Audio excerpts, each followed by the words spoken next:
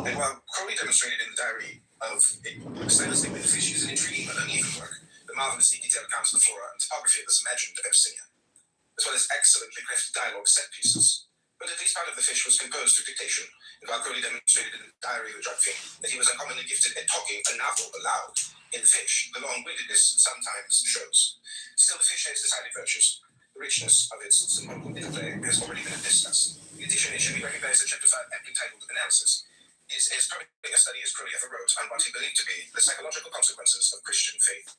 Further, the refutation by Lyle in Chapter 9, The Life Pessimism of Green, is a fascinating attempt at rebuttal of the first of the Buddha's Four Noble Truths.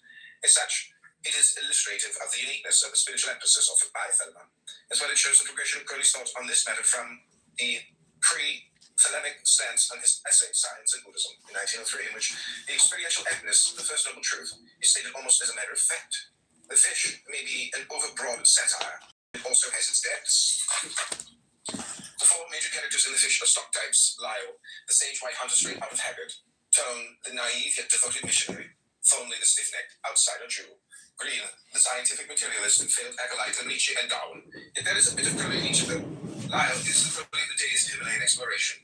Tone, the Christian, shares Crowley's interest in drugs and scientific research, and also Crowley's conviction that humankind requires spiritual, not merely material, sustenance. Thornley is a shrewd and unremitting judge of human capacities. Just as Crowley saw himself to be, and Green, for all his pessimism and despair, remains drawn to the vision of freedom and of universal harmony offered by Shelley in Prometheus Unbound. This was Crowley despite himself and despite certain cold-blooded, and thus fish-like verses in Cap 3 of the Book of the Law, chapters to which Crowley confessed in the Book of the Cephalodian working a lingering repulsion. The fish is rife with keys to the life, thought of Alistair Crowley. Therein lies its principal fascination. Not to mention that the newly published work by Crowley, albeit an unfinished one, is in itself a rare catch. Rescued from the waters of obscurity, may the fish please the gentle reader. Lawrence Sutton. The Fish by Alistair Crowley.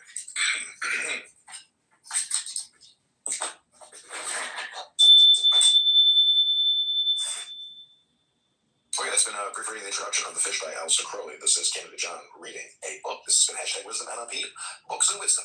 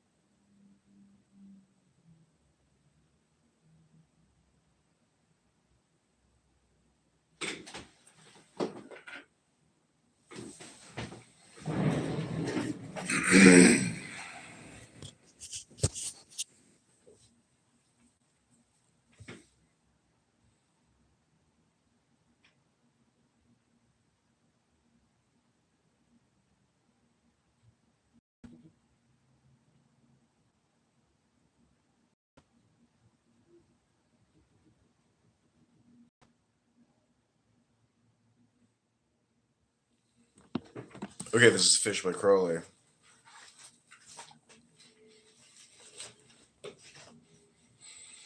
Travelers' Tales. It pleased the inscrutable wisdom of Providence that I should find my health so far undermined by my 11 years as a medical missionary in southwestern China, as to leave me no option but to abandon those fields which my labors and hardships themselves had most deeply endeared to me. I look back through those seasons examining conscience, whether I had hidden my talent in a napkin. As to the work nearest my heart, all our hearts, I hope, could reckon no less than 9 converts, 3 of whom I most confidently believe to have been sincere.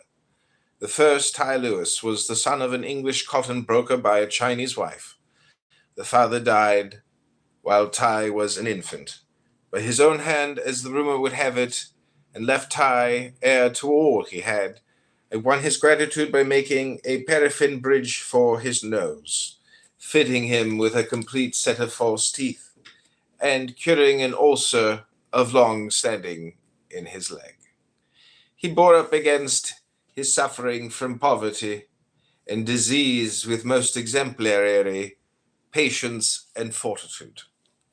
And the last year of his life, cut short in early prime by chronic meningoencephalitis, was sinless as but few even of the most saintly could rival. He uttered scarcely a word but the name of his Saviour, and that constantly day and night with almost incredible devotion. The second, Wa Titsi, though sore stricken by Graves' disease, I had intended to train as a native teacher and evangelist. Unfortunately, his powers of expression were inadequate to his soul's development, and he could not learn to formulate any creed beyond John Wesley or same God. But his life might put to shame many of far more elaborate theological equipment. His brain weighed only 2 grams more than the minimum hitherto recorded of an adult male. The third was my own cook and housekeeper, Tachi. To extreme personal beauty, she added the most engaging manners, and I refuse absolutely to believe the statement of my successor at the mission that she has backslidden and become the second wife of a wealthy pagan. The other 6, I fear, indeed, were but rice Christians. On the medical side of my work, I was more fortunate.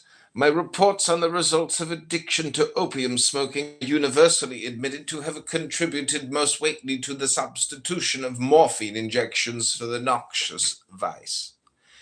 My heart's hope was to find a cure for leprosy, and in this too I was more than a little successful. I found injections of tubercle bacilli uniformly specific, and am convinced that I could have reported every case as cured, had not a mysterious disease new to science, which I can only describe loosely as epidemic, phthisis, swept my hospital like a typhoon. One of my chief objects in returning to England was to convince the skeptical diaphoruses of Harley Street of my 2 discoveries, and to exchange views with the more open-minded leprographers. I therefore determined to cross the mountains to Burma and interview Major Ross of the hospital at Rangoon. This gentleman was most sympathetic, cordial, enthusiastic, and capable. He heartily endorsed my new treatment, which he had tried with similar success to my own, but my epidemic phthisis he had provisionally called Rost's disease, the harmless vanity of a very worthy gentleman. I left Rangoon in early January for Colombo, where I transshipped to one of the biggest of the liners of the P&O, homeward bound. On board was a famous traveler and hunter returning from a shikar in the jungles of Ceylon. We were mutually attracted, a silent comradeship natural between 2 men accustomed to live in solitude. The ship's gossip bored us. The bridge players disgusted us. The flirtations were too Australian for us. Shovel-board and deck quoits were to us both puerile and senile. Only one incident is pertinent to my story. At dinner, an argument sprang up on philology, and some pompous ass offered an absurd definition for Abyssinia.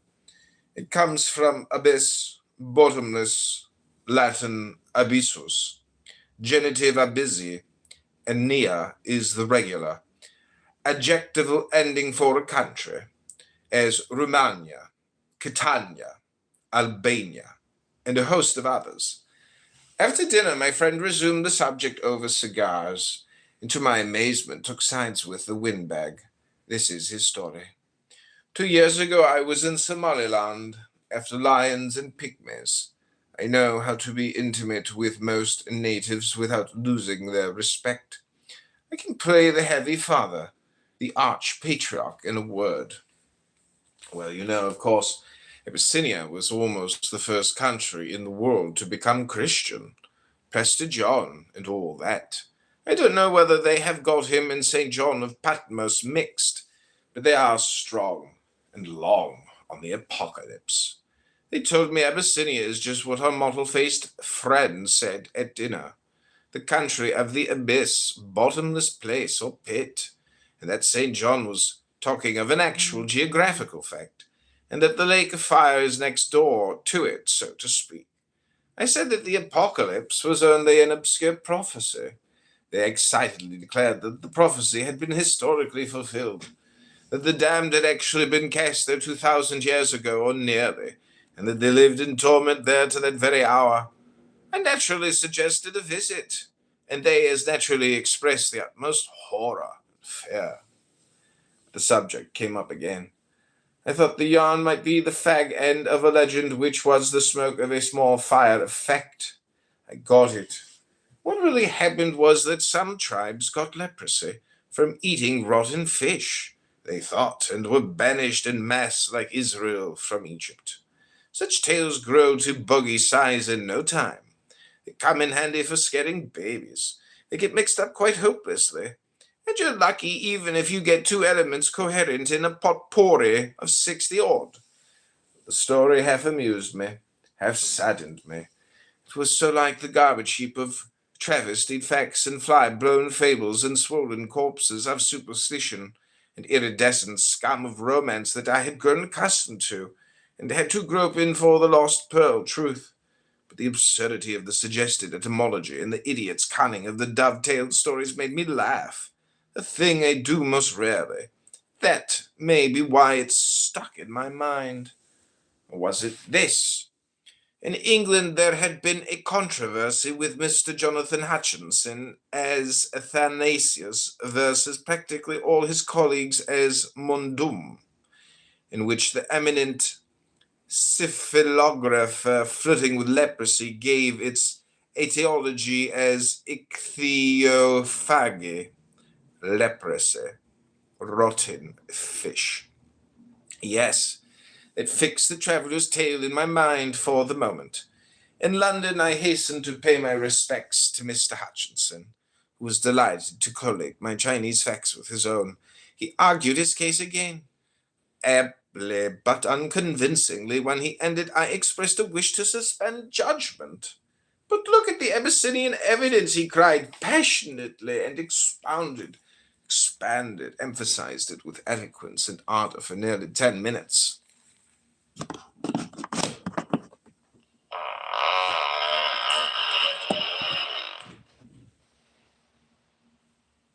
Nature does what it's supposed to do. The birds fly out, the seasons cause the leaves to fall, and then the flowers bloom, and just how beautifully orchestrated nature is. But not humans, though. They be fucking shit up and da-da-da. We weren't created. Think about this, though. Yes, it is a beautiful thing to stand back and to be observe and watch nature and how beautifully orchestrated those things are. That's what they were created to do. We weren't created for that. We were given free will. We were given the time, the space, and the opportunity to figure this shit out at the end of the day. And so when people hear someone like Ink say, well, I'm perfect, Ink is perfecting his life.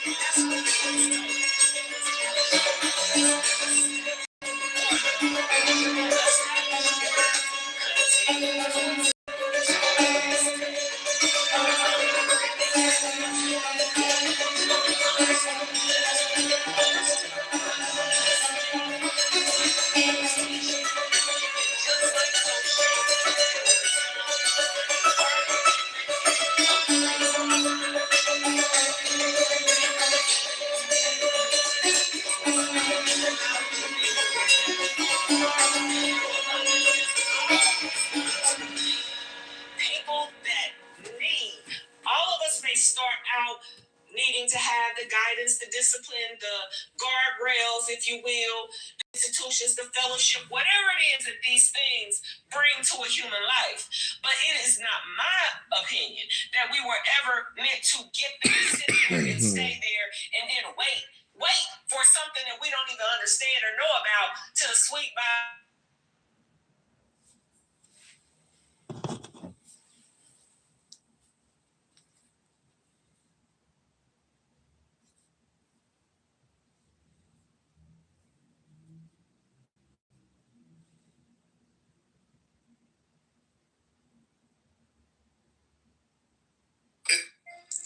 So I'll ask the question, but first I want to say that these are things that you're talking about, like, or he wrote the Declaration of Independence. I mean, it's a lot of he said, she said, but at the end of the day, he did sign it. That is proof that he. No, he said he did not sign it.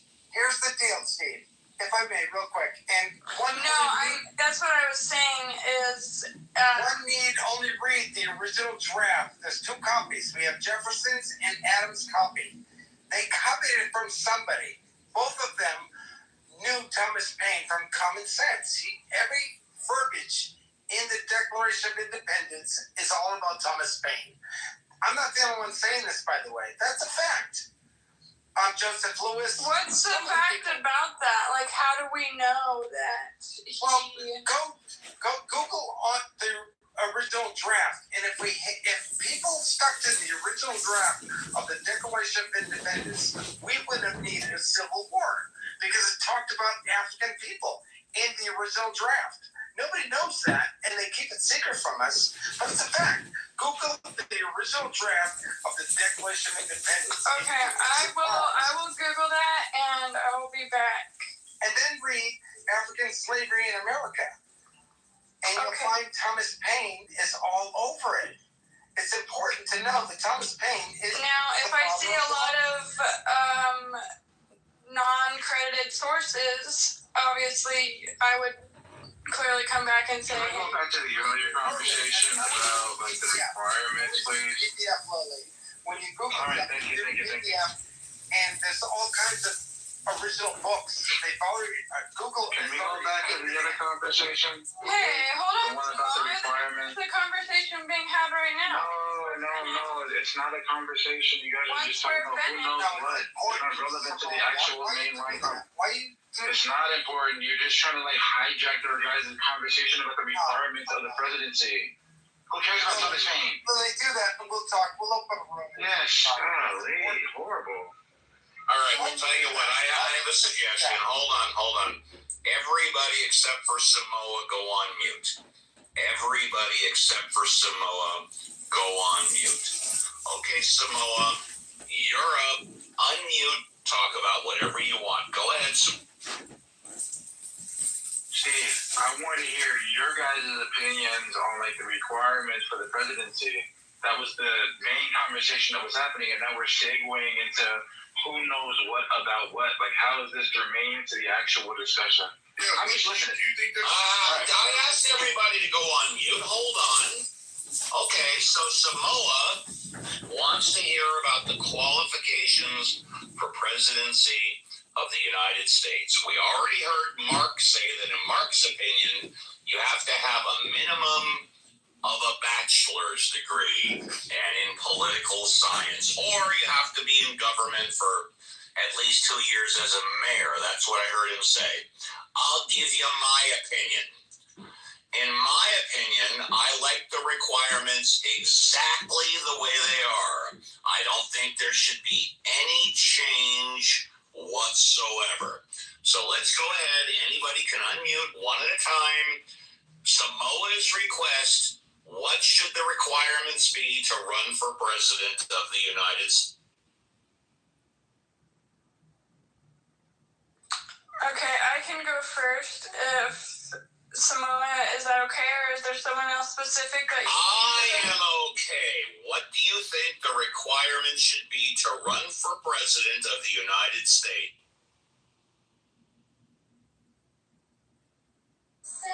Okay, I think that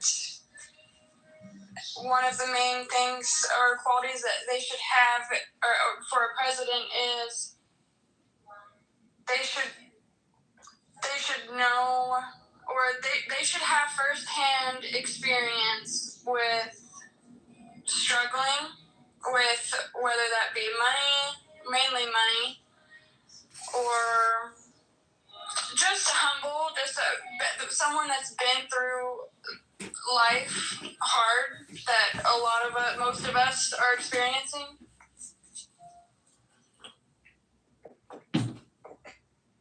I mean, just imagine getting brain surgery, and the guy. Are you saying that you should have to have brain surgery before you can run for president of the United States? You gotta let me. Okay, no. I don't have to let you finish. Let's stay on topic. The topic is person. I'm pretty sure them boys ain't know that his I come in there like the second time. You really finna follow her to do that? Bro, why the fuck is you not? always, yeah, get his dick hard on something. What? They called them something. Get your dick out of there. Chasing that shit, Grundy.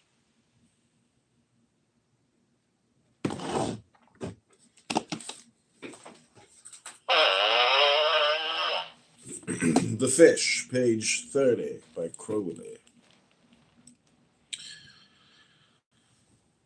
And expounded, expanded, emphasized it with eloquence and ardor for nearly 10 minutes. As I left the bottomless pit story, I jumped in my mind like a jack-in-the-box. I had no thought of it since the night I heard it. It shouted at me, it distracted my mind from its many serious problems, it spoilt my dinner at Scott's. It played jokes on me.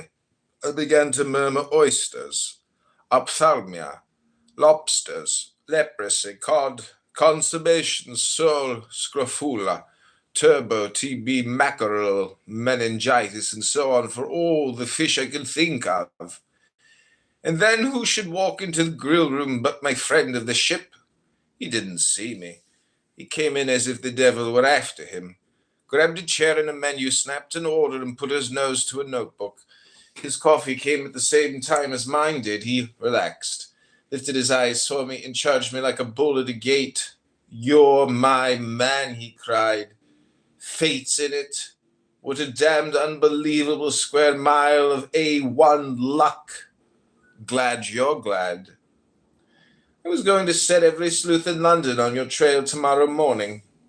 Rude to ask why. Remember that yarn of the bottomless pit there? I started. I see you do. Well, it's true, and I'm chasing around London buying equipment. And I need a quack who knows tropical diseases and won't jabber around the campfire. Well, there was no room for me in London. My mission was annoyed with me about one of my converts, a trifle. All of us do it. Damn interference, I walked out. I have my own little income, but not enough. I really wanted to know leprosy.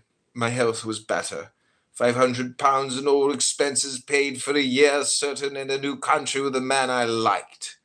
When do we start? He shook my hand. Good, 6 weeks from now, if the arrow's ready in time. The arrow? Only way to find that old BP natives wouldn't come. Ground evidently bad going, even for camels. The air gives us a clear big radius. We can build relay camps, or tout à la joie. We had no hitch of any kind. Lyle, that's his name. B. Lyle, B for Beale. Had letters of recommendation from, he said, a boss bishop and a baronial brewer. My frivolous friends say I must be out to introduce beer and Bibles. But so busy were we, both of us, that we were at sea before he found time to tell me what further facts I had turned his gossamer yarn into a veil worth lifting. It was simple enough. At the Travellers' Club he had met an old friend just back from Abyssinia itself. He had gone deep into the country. A singular event had occurred at a village called Nitty Ock. A man had gone mad, mutilated himself horribly, and fallen on all fours. Though writhing with pain, he interspersed his shrieks. with pitiful wails whose words contradicted his gestures and his tones. For they expressed pride and pleasure in terms of insane exaggeration. He wallowed abjectly and reproached and threatened the villagers for maintaining their erect attitude. He flinched, whining from all offers to help him, and snarled and spat at his own children and wives when they approached him. Presently he slunk away, still on all fours over the desert. The headman of the village restrained his family when they would have followed him. So singular did the explorer consider this episode that he inquired strictly into the matter. The man's disease was called Ji-Tuz, which means heart leprosy, or perhaps from within leprosy, because the bodily symptoms follow the mental. They say it is caused by eating a poisonous fish, which they call Nazarene. The cure is to eat raw lion's heart, but the victim can rarely bear to approach it. The venom of the serpent Nahash is an absolute antitoxin, and its bite is a certain and immediate cure. Bull's blood is good, but needs persistence for a prolonged period. The touch of a young child gives temporary relief in some cases, but rarely attacks the disease. As in morphinism, the patient's will to be cured is an important factor in the treatment. The tincture of the roots of the oak they call el-ima is tonic and specific. Flagellation with gorse, briar rose assists the cure. So does massage, with either the golden oil extracted from the purple poppy or the sweet white oil that is sweated from red rosebuds or peonies. Moss held to the nose defends the patient from his own fetid breath. A diet of peaches or apples cleanses the blood. If chewed thoroughly and constantly, even in public, Sodom apples are the best variety. A decoction of orchids is much recommended, drunk either pure or with peach juice or apple juice. Others prescribe a banana on an empty stomach every night. Others again honey in the comb, macerated with milk. A third school orders oysters or mussels with white wine, but these are slow and only too often merely palliative. The drastic remedies are sure and swift, if the patient can endure them and is willing to risk kill or cure measures. Also, he is hard to convince that he is sick and suffering. He does everything by opposites. For example, he ransacked his folk or the immodesty of the retire. For example, he ransacked at his folk for the immodesty of the retire. These tribes dress as decently as archdeacons. It covers every inch of his head and body and limbs, save only just those parts which our archdeacons aforesaid, being surprised in the mutinal tub, would claim the attention of the archidiaconal sense of propriety. Again, they denounce the most obvious truths as being lies. Thus they deny that the sun is hot. For how can so petty a thing affect so great a thing as themselves? Also, conversely, they welcome lies, however ridiculous, as truth, most especially when the lies flatter them, tell them that light shines from them, and that the sun reflects it as the moon actually mirrors the sun's. They tolerate and patronize you, but if you approach, may bite you in the leg without provocation or warning. The most curious fact about this disease is that people find it. They do not say get or require or take or catch it.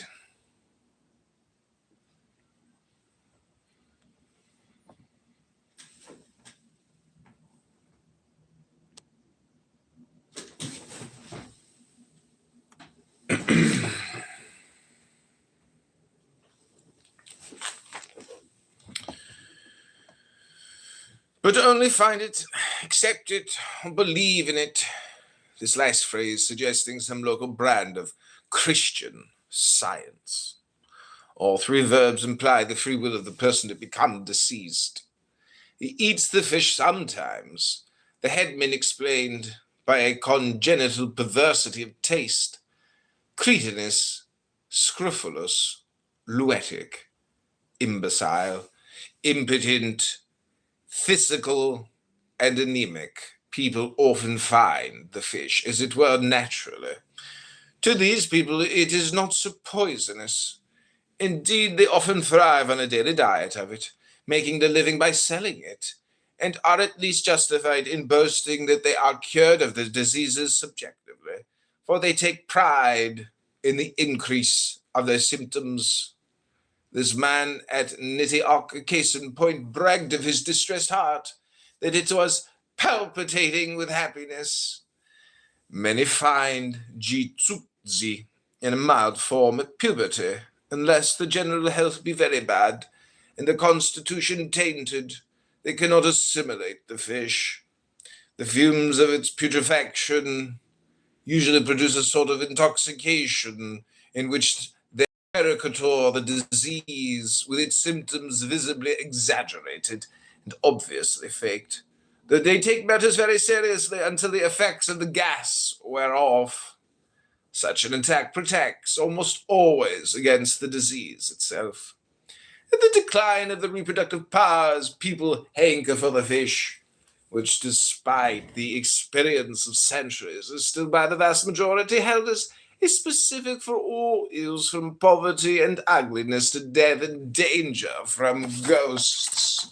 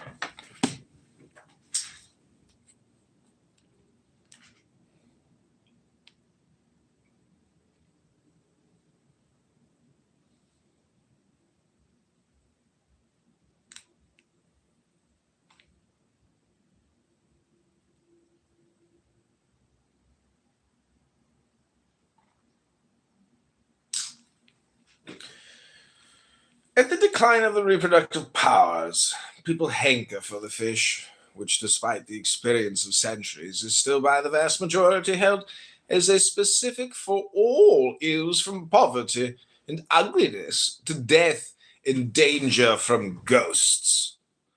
This is because of the brilliant organization of the wealthy fisheries, their suave, smooth salesmen, the plausible publicity staff, and the work in the lobbies to force the fish on the people.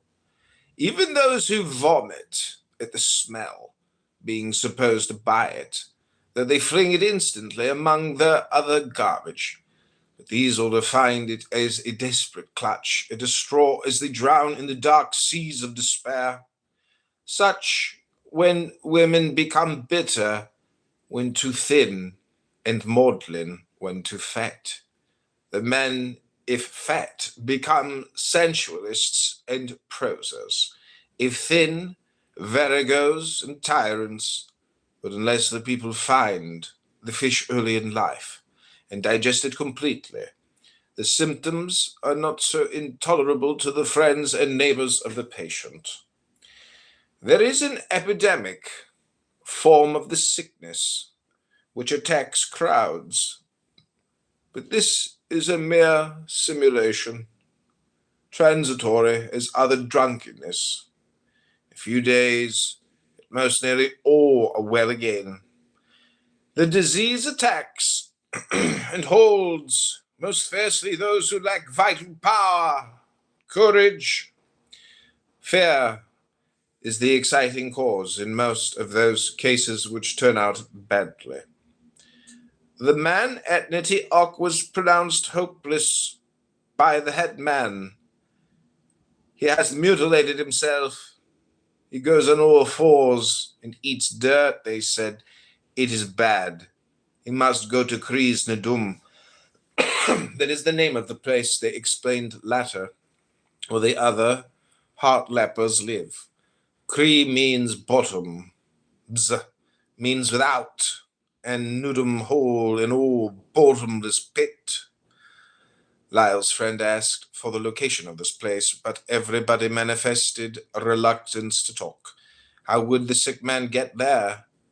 Easy, filthily easy, they told him. One only has to follow the stench. Lyle knew he could reach Nitty Ock without much trouble.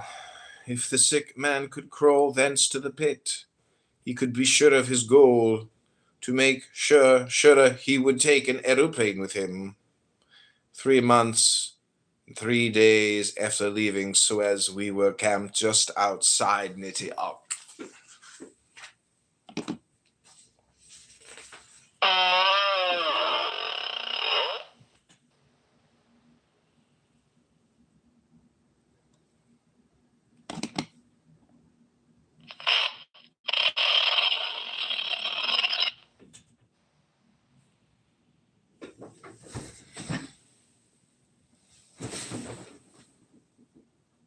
This is The Fish, written by Crowley.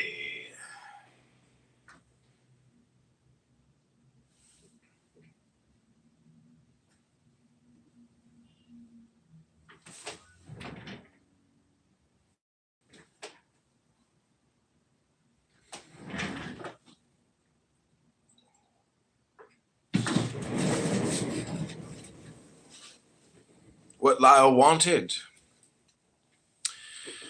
I forgot to mention that Lyle and I joined the ship at Marseille, where we found on board our taxidermist, a little Sussex man named Green, and a young old man who looked halfway between a stockbroker and a pawnbroker, shaped from a retired pugilist. His name was Moses Thornley, and it was impossible to imagine what use he could be in our expedition, or what earthly considerations could tear such a man away from his evident preoccupations with property, ponies, and petticoats. I never met a man who looked so coarse and unscrupulous.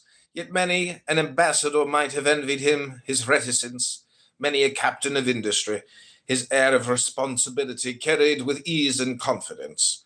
At Port Said Ali bin Daoud, a dragoman with a little staff of assistants to look after our cooking, transport and service generally, met us at our hotel, for at Port Said we had to change into a coaster. We suffered no more than the usual Oriental delays, the usual losses and breakages by theft or carelessness, the usual half-hearted threats of mutiny and palpably faked stories of family distress, with which one or the other of the native servants worried us when we wanted a night out beyond his means. The Red Sea was as stagnant and close as the canal itself. The ship was black with flies.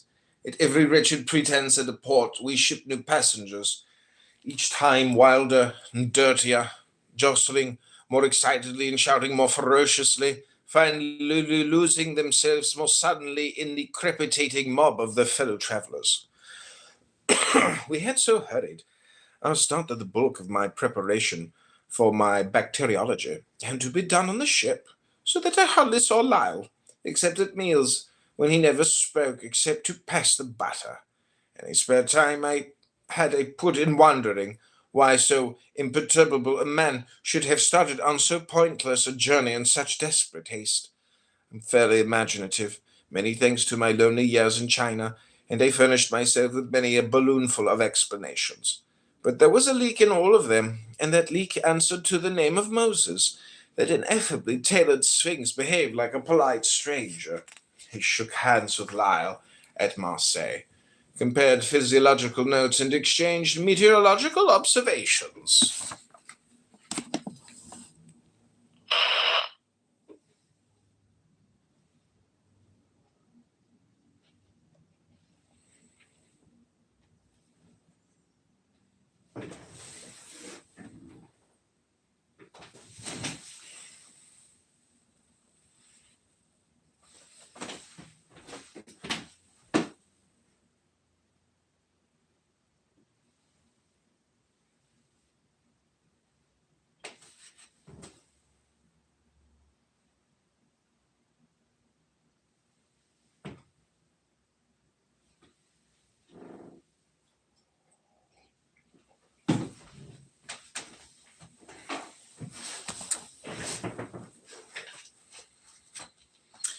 The Fish by Crowley, page 37.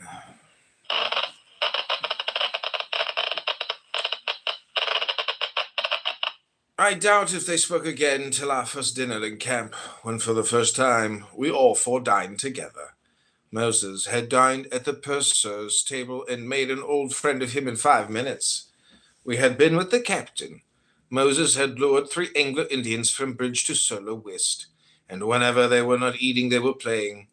Even at the dinner party in camp, the Hebrew retained his aloofness in a way that would have done honor to Brahman, and my wonder grew on me like a boil. I thought, too, that Lyle owed me some explanation of our plans, but I was not the man to ask him. However, on the 4th night, he trotted in at sunset with a baby gazelle on his shoulder. He had gone out strolling alone for an hour, this invertebrate habit, ready for anything like the gun in the advertisement, from a snipe to a tiger. He got almost physically drunk on that gazelle, and when I remarked how good it was, he almost chanted, "I am back in Africa once more." It sounded like a school song, and 15 of his 50 years had gone from his face at the thought.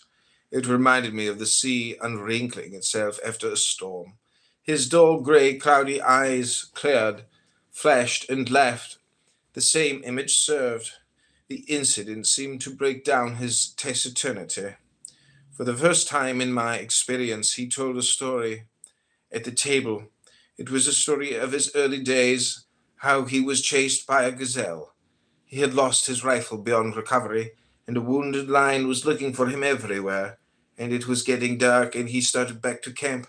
When he heard feet in pursuit, he ran like the wind and emerged from the jungle to his camp in the clearing. 20 yards behind him came a gazelle, who had possibly been equally scared of the lion, and possibly thought the flying man was its mother. It did not stop here. After our coffee, he suggested that we smoke our pipes in the moonlight.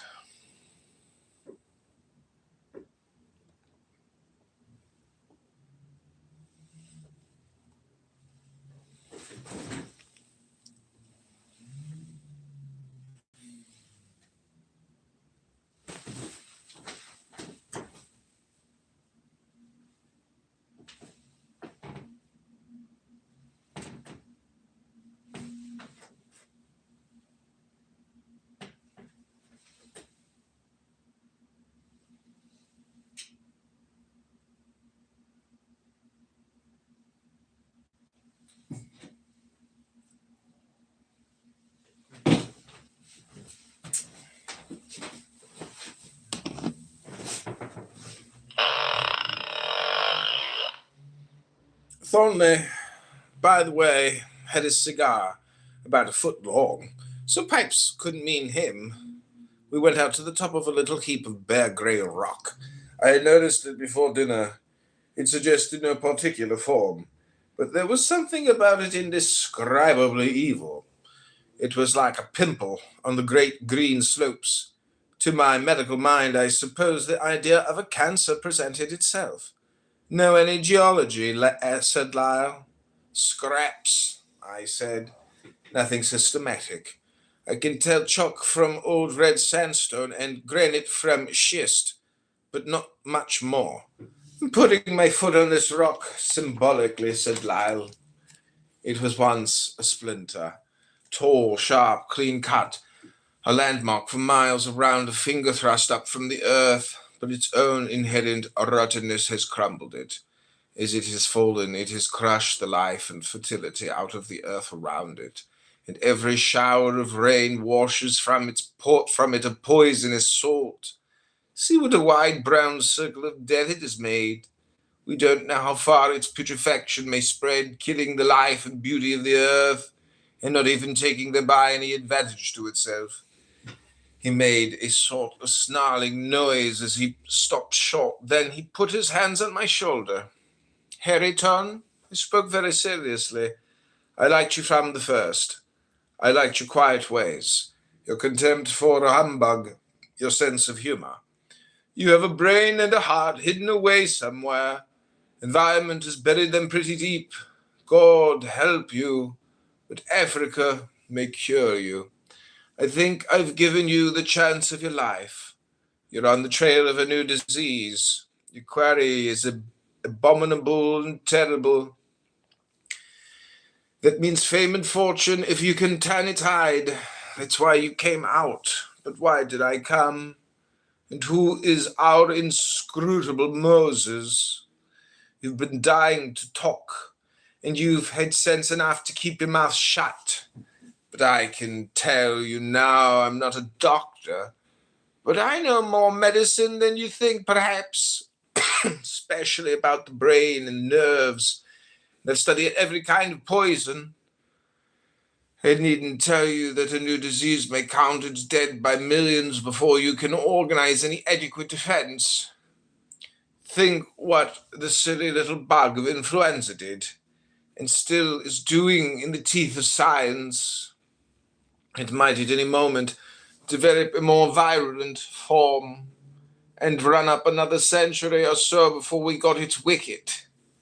The day after I heard that story at the club, I went round to Masters, the pathologist, and he sent for Button, the bacteriologist at St. Michael's, and our best diagnostician, Bartlett. We talked for over 6 hours, and then we cabled Johns Hopkins, as well as Rome, Paris, Vienna, and Berlin. A fortnight later, we sat in conference, some 20 of us.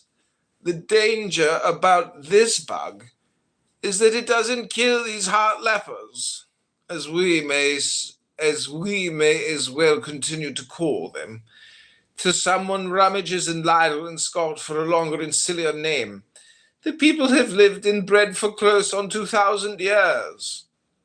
Apparently, it isn't infectious or contagious, except indirectly, by a man who indulges in a rotten fish, inducing another to poison himself. But the world's waking up now. Suppose these trusts that run the fisheries, with their own government and God knows with what obscure international influences behind them, should start to make a market in civilization.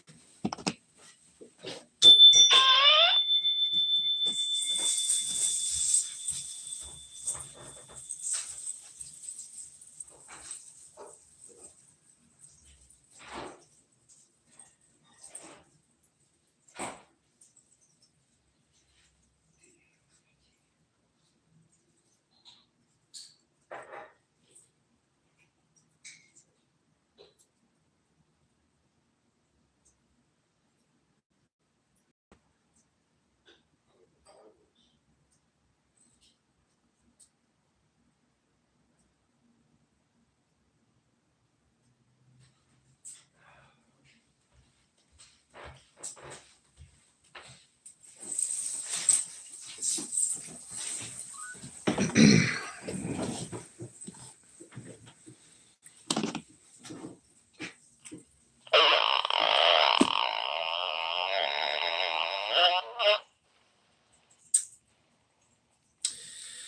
seems unlikely, being so localized for so long. But if it did get loose, who knows what might happen? Once in another climate, it might become infectious, even epidemic. The whole fabric of civilization might be swept away in a decade. Art, literature, science, philosophy, nay, manhood, and sanity themselves might be flung pell-mell into one huge plague pit of the earth. Well, to my story, we resolved to send a medical commission. We needed funds. We put the case before our government. None of them understood what we were talking about. We went to bankers, some of them philanthropists, who give thousands away to hospitals every year. They inquired with most acute intelligence into the symptoms of the new disease. They exchanged covert glances.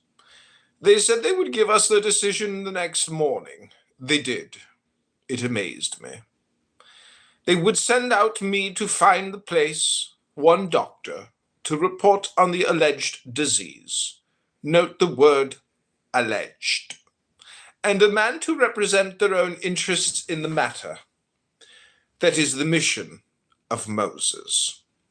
In plain English, they want to see which way the cat jumps, whether the spread of the disease would help or hinder them in their game of piling up pieces of paper with fancy figures painted on them.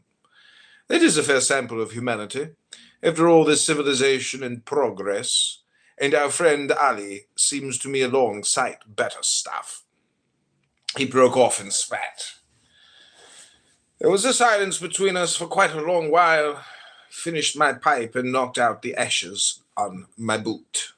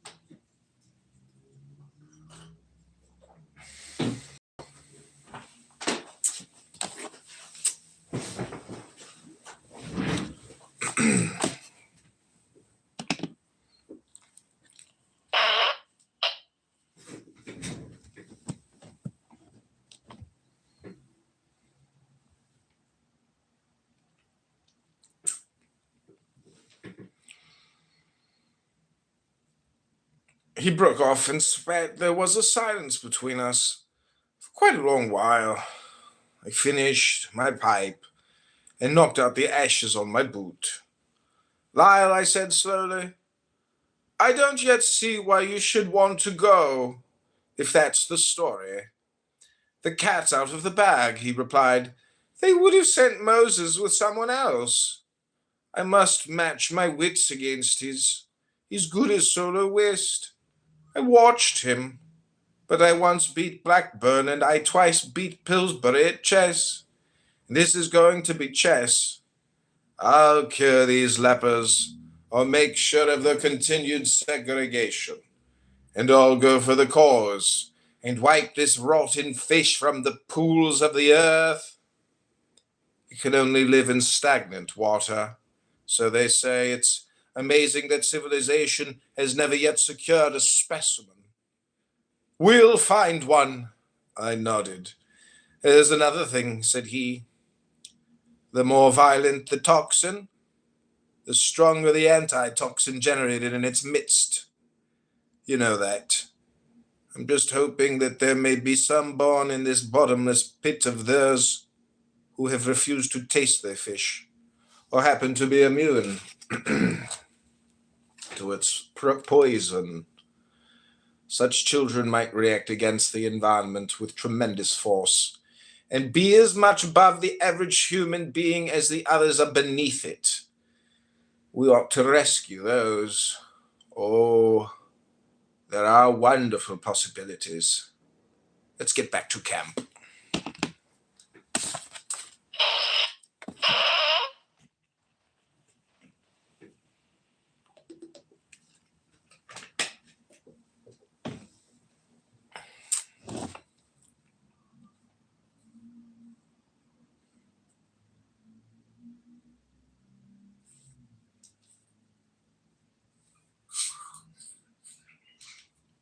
Name the 3 stages of a thunderstorm. Beginning, middle, and end. Close. Is there an anvil stage? No, I don't think so. I think it's something like forming, mature, and dissipating. Alright, kind of the same thing, right? It's kind of what I said. No, it would actually be hilarious to just go through like METAR examples and try to get people to guess them, because they are. Oh yeah. They are nutty. I mean, you gotta think this was not that nutty. This was when you had to read it like through like a ticker tape or something like that. Remember those little machines? But you still have to be able to do this. I mean, you can. It's open book, so if you know where to look things up, you can look them up. But the problem is that FICON, as a number, by the way, is not listed in the FAR. It's not even well. But that's probably why they use that one as an example. No, they didn't use it as an example. This was just from my scenario. This was actually a real note from my. Oh, this is a real life note. Yeah, it wasn't like. Because I remember my examiner came with some paper like stuff. He had like some old like facts, like weather maps and stuff, and he pulled it out. He's like, "You ever see one of these?" I'm like, "No, not in real life." It's like, "Yeah, you'll probably never see one again." But we went over it and stuff. But he would ask me like, "What does this symbol mean? What does this symbol mean?" But he was very flexible. He was like, he didn't expect me to know everything. Like he was pretty good that way.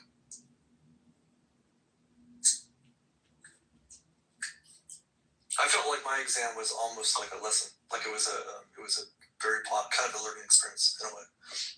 Mine was as well. Yeah. I mean, he was failing me, but he continued to educate me. Like beyond the failure, it took some time and kind of keeping a class where he was really good. Even though I backed pretty early. I did really well on the oral. My written grade wasn't awesome, and because I remember him saying like, "Oh, you know this stuff. Like I don't know why you didn't score better on your written or something like that." I don't remember why either, actually. But I don't think it was bad. I passed, but I think they give a report on like the type of questions you missed or something like that. So the examiner can ask you those at least those subject matters. I guess a long time ago, so I don't really remember that well. But I remember him commenting like, "Oh, you know this stuff." And at the time, I did it. But, yeah, if I look at this stuff, and some of the stuff, but it's pretty obscure. Drizzles, snow greens,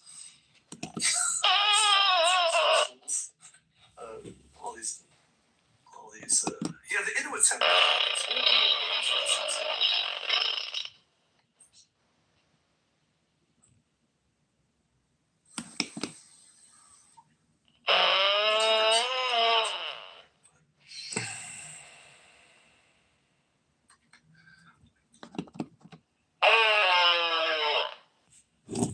In fact, I think the only non-Jew down there, including all of the Anons, is Kevin. Oh God, that was so funny, and I actually truly was laughing so much about. I don't know, if I find something even politically incorrect, if I find it funny, I will just laugh, and that's kind of like a flaw that I have,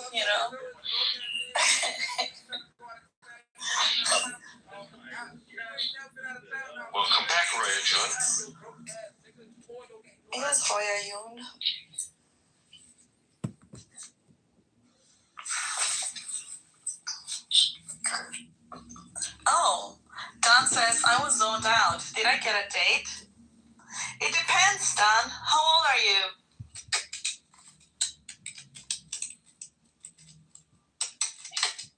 He won't say. Is he in Germany? Sorry, you were talking to me? You know, I'm not gonna lie, but Mirage No, is gonna look like my father. Oh, thanks. Who looks like your Which is father? funny to me because my father definitely wasn't Persian. Well, maybe he actually was. No, my father was fully a German Jew. Maybe you were. Okay, there is something my father never explained that is a complete mystery to the entire family, that we have some quarter Russian blood, so maybe... No, he's not Russian. He's from Africa.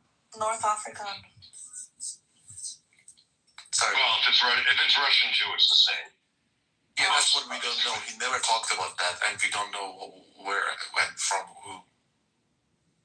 Well, you look like your dad, my dad, so your son might be very handsome like me. Thanks. I don't doubt that. You have sons? Me, I don't. Well, actually, your eyes are very similar to Jeff's eyes. Well, maybe we are related. Is Jeff Could be. his son? Maybe No, you're lost. I would most likely be the father in this situation. No, because Meraz, you're in your 40s. But he looks like my also dad, in his which is 40s. So they I could wouldn't be assume he's in his 40s. I would assume late 30s. But thank No, you. he's in his 40s. He said he was 17 in 2000 something. 2000. Oh, you did the math. Yeah. Yeah, that makes feel it lazy. Fucking math. That's funny, bro.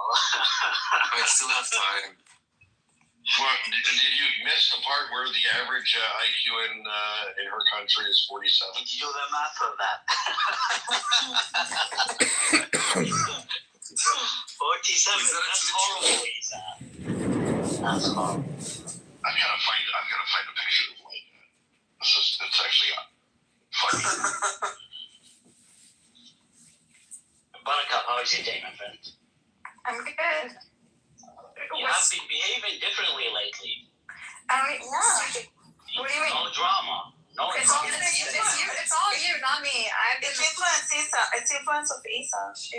Isa has smoothed the transition a bit, but also I think also like Emerald is ruffling feathers, so it makes me look more moderate. But we agree on every point. Like we don't have any. There's no air between us. No. You know what I like about you? Is just say whatever you fucking want to say. No one it's okay. It's not like other people. Oh, he's about that. I'm gonna kick him out, bro. Like just let people speak. Maybe they'll change their mind. Or you can change their mind. I said that I like what I like about you. You just let everyone say whatever they want to say. I mean, it wasn't free. Like I did pledge my loyalty to Queen Isa, Queen of the Jews. No, she didn't.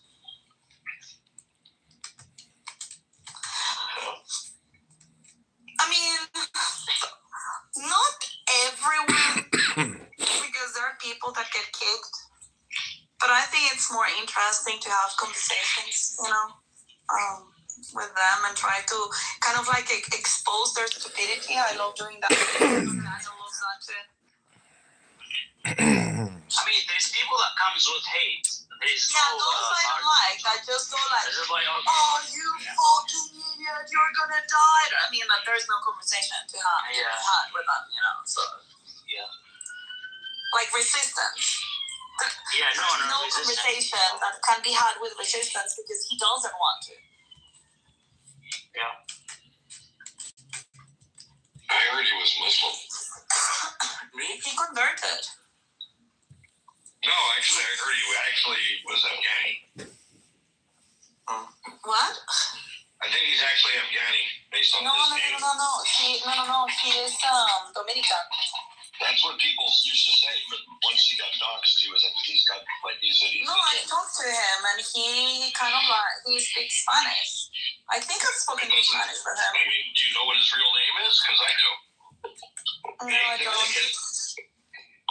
But he's very, very Dominican to me.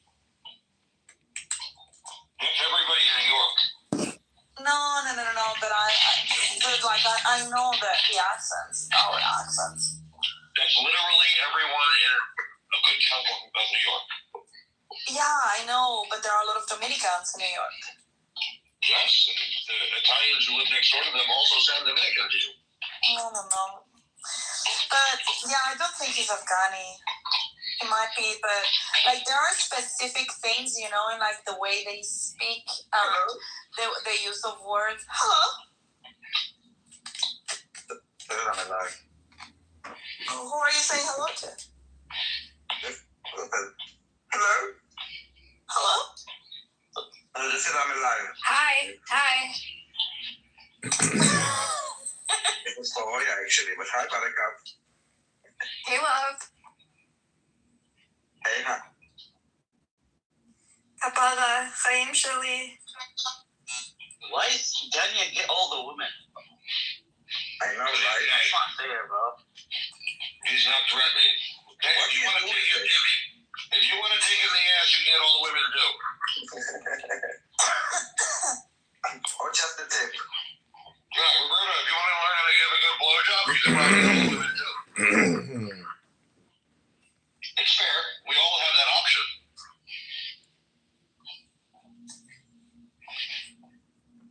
Daniel, I'm going to leave that for you, though.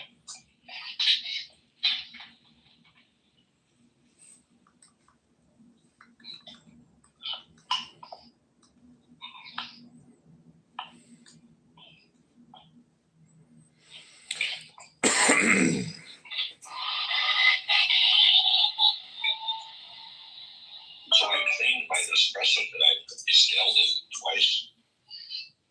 My next espresso should be extra delicious.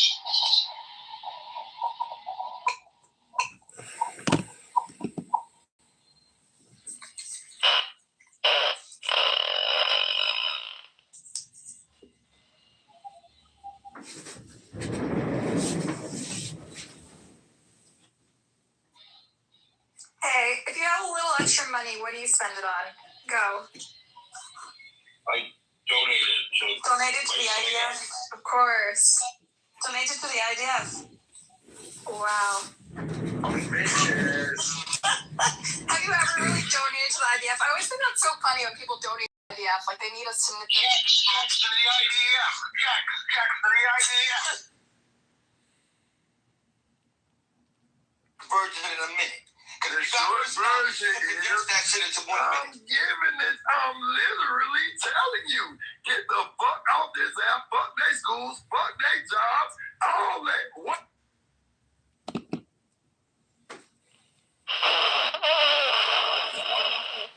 Okay, this is The Fish by Crowley. Chapter 3, page 41, our first case.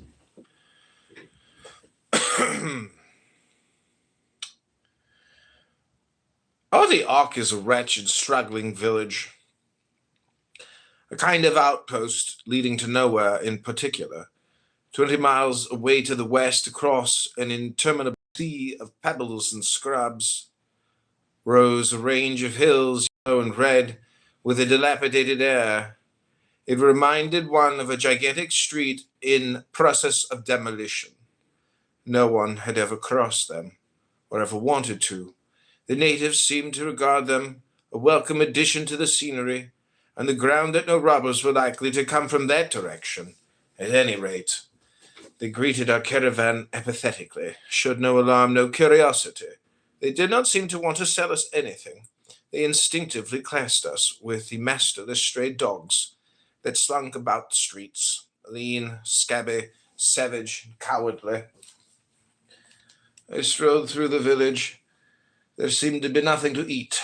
Their irrigation was haphazard, and their agriculture at the minimum compatible with living at all. They seemed utterly callous and hopeless, and in many of them I noticed serious symptoms of malnutrition. There was one boy in particular to whom I stopped to talk. He might have been 18 or 28, and he shrank at my approach in a very cautious, curious way. He was afraid, but not of me. It was more like stage fright. I offered a stick of chocolate. His eyes gleamed and every muscle twitched up with desire, but somehow he did not seem to be able to make up his mind to take it. In the end, he refused it. I went away toward camp feeling curiously irritated at the incident. After I had gone some 50 yards, I happened to turn around and found him shambling after me in an unusually furtive way. He caught my eye and slunk into a doorway. Just at the end of the village, it turned again and again. He had followed me. At this moment, my attention was altogether distracted by a spectacle. Altogether out of keeping with the forlorn appearance of the village. It was a group, no, a little procession. They were all fat, jolly, dressed in bright colours, and with a headdress not unlike a mitre. The leader was a sort of one-man band, playing at the same time a tom-tom, a pair of cymbals and a kind of primitive horn. A lot of clashing tin discs were hung about his person, thus slightly increasing the discord. Behind him marched a tall man with the mask of a sheep over his face, and the tip of a wolf's tail dangling between his legs. He carried a gilt pole with a white banner on which the word for fish in the local dialect was inscribed. Behind him again was a woman, very alluringly dressed, and from a strap on her neck was a large tray containing a sort of mayonnaise with all sorts of brightly colored garnishes.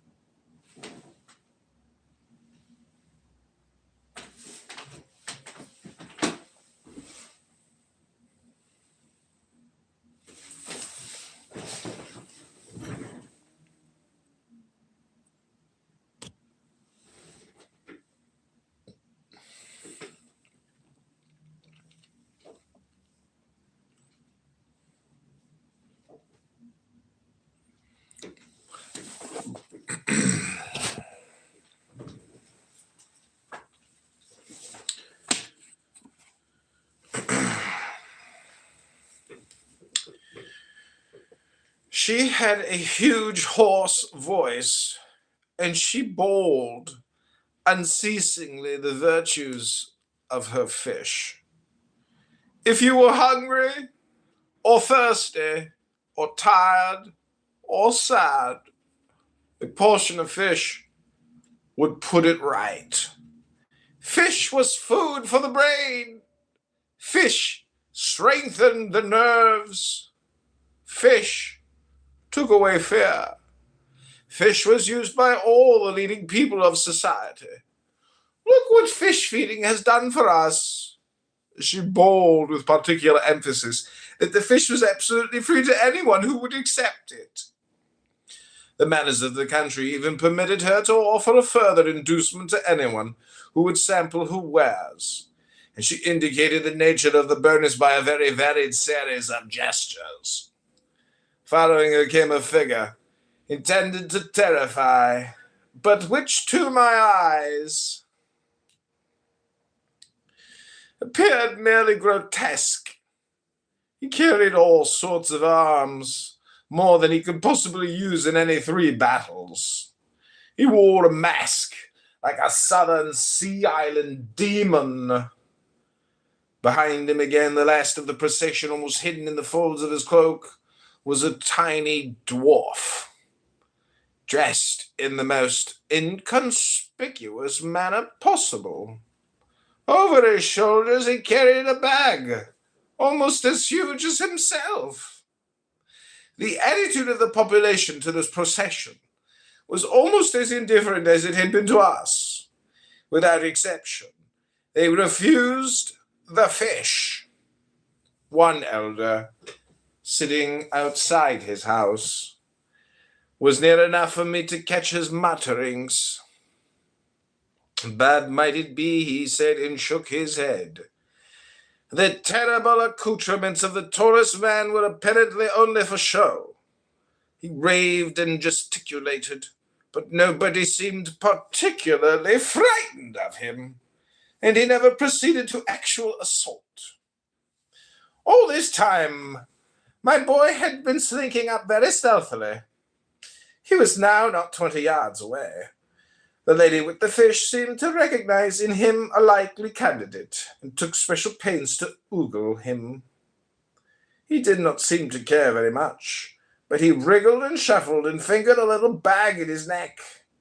The procession stopped to watch the duel. His nervousness increased, and so did her assurance. She lifted her plate right under his nose. At last he wearily drew his hand across his trembling brow, and then dipped it in the dish. He crammed the morsel into his mouth, and at that instant the dwarf ran out from the big man's cloak, clambered up the boy with monkey-like agility, and filched the little bag from his neck. He did not notice it. The leader renewed his noise with the vehemence of triumph, and the procession resumed its way.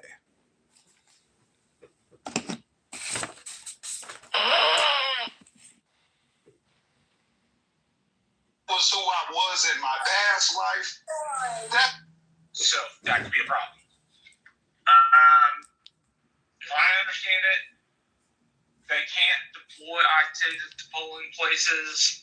It's not the kind of law they're allowed to enforce. Their purview is very limited and sticks specifically to immigration laws and things surrounding immigration laws, like doing one's job without interfering. That often sticks there. So, while I understand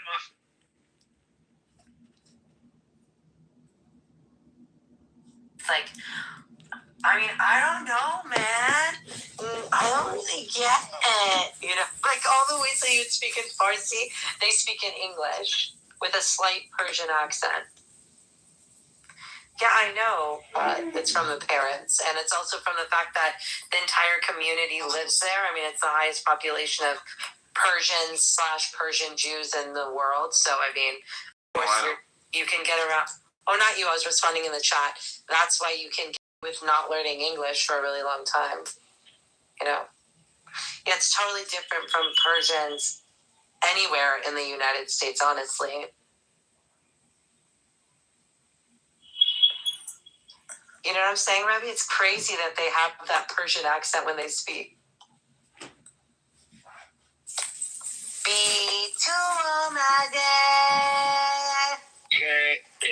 Easy. What's up, B? B2, B3? Puppy. What's going on? Living the dream. Are you a Jew? Not joking. I'm just checking. No, I'm joking. He satisfies both columns. You don't have to answer. I was just joking. We're just vetting everyone that comes in the room. For no particular reason. Train tickets. You said it. I know. It was funny when I said it. When you say it, not so much. You're being so big. You're a bigot. I am. I'm okay with that. Khaled said there needs more empathy and love in the world, and you're not practicing that. Yeah, when you're not strong, I'll be your friend. I'll help you carry on. Anyway. And with that song, I'm going to bed. So I'll see you all tomorrow. Roya June, your room. Oh, damn. You want. Oh, I found a picture of my dad. Hold on. Picture of your I dad. found a picture of my dad. Let's see. After seeing the photo of your dad, I'm gonna go. Daddy. I'll see if you and Meraz are brothers. I think I put it in the right place. Maybe your dad had a few travels. Maybe. No, that didn't go to the right place. Why not?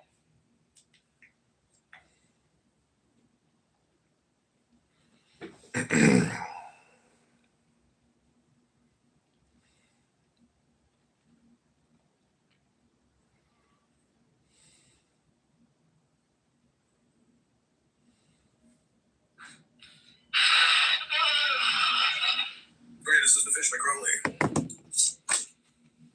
Chapter 3, page 41, our first case. Oh, the Ark is a wretched, straggling village. A kind of outpost leading to nowhere in particular. 20 miles away to the west across an interminable sea of pebbles and scrubs. Rose a range of hills, yellow and red, with a dilapidated air. It reminded one of a gigantic street in process of demolition. No one had ever crossed them, or ever wanted to. The natives seemed to regard them a welcome addition to the scenery, and the ground and no robbers were likely to come from that direction. At any rate, they greeted our caravan apathetically, showed no alarm, no curiosity. They did not seem to want to sell us anything. They instinctively classed us with the masterless stray dogs that slunk about the streets, lean, scabby, savage, cowardly. I strolled through the village. There seemed to be nothing to eat. Their irrigation was haphazard, and their agriculture at the minimum compatible with living at all. They seemed utterly callous and hopeless, and in many of them I noticed serious symptoms of malnutrition. There was one boy in particular to whom I sought to talk. He might have been 18 or 28, and he shrank at my approach in a very cautious and curious way. He was afraid, but not of me. It was more like stage fright. I offered a stick of chocolate. His eyes gleamed and every muscle twitched up with desire. But somehow he did not seem to be able to make up his mind to take it. In the end, he refused it. I went away toward camp feeling curiously irritated at the incident. After I had gone some 50 yards, I happened to turn around and found him shambling after me in an unusually furtive way. He caught my eye and slunk into a doorway. Just at the end of the village, it turned again and again. He had followed me. At this moment, my attention was altogether distracted by a spectacle. Altogether out of keeping with the forlorn appearance of the village. It was a group, no, a little procession. They were all fat, jolly, dressed in bright colours, and with a headdress nothing like a mitre. The leader was a sort of one-man band, playing at the same time tom-tom, a pair of cymbals and a kind of primitive horn. A lot of clashing tin discs were hung about his person, thus slightly increasing the discord. Behind him marched a tall man with the mask of a sheep over his face, the tip of a wolf's tail dangling between his legs. He carried a like banner on which the word for fish in the local dialect was inscribed. Behind him again was a woman, very alluringly dressed, and from a strap on her neck was a large tray containing a sort of mayonnaise with all sorts of brightly coloured garnishes.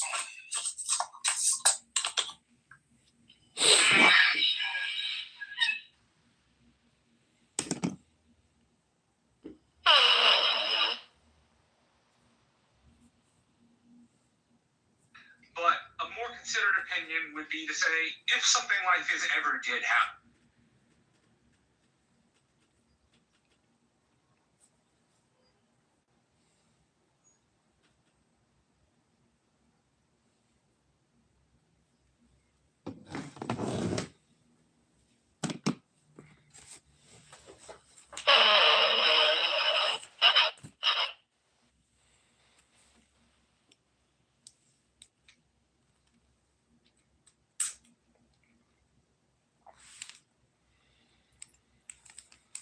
I got the shock of my life.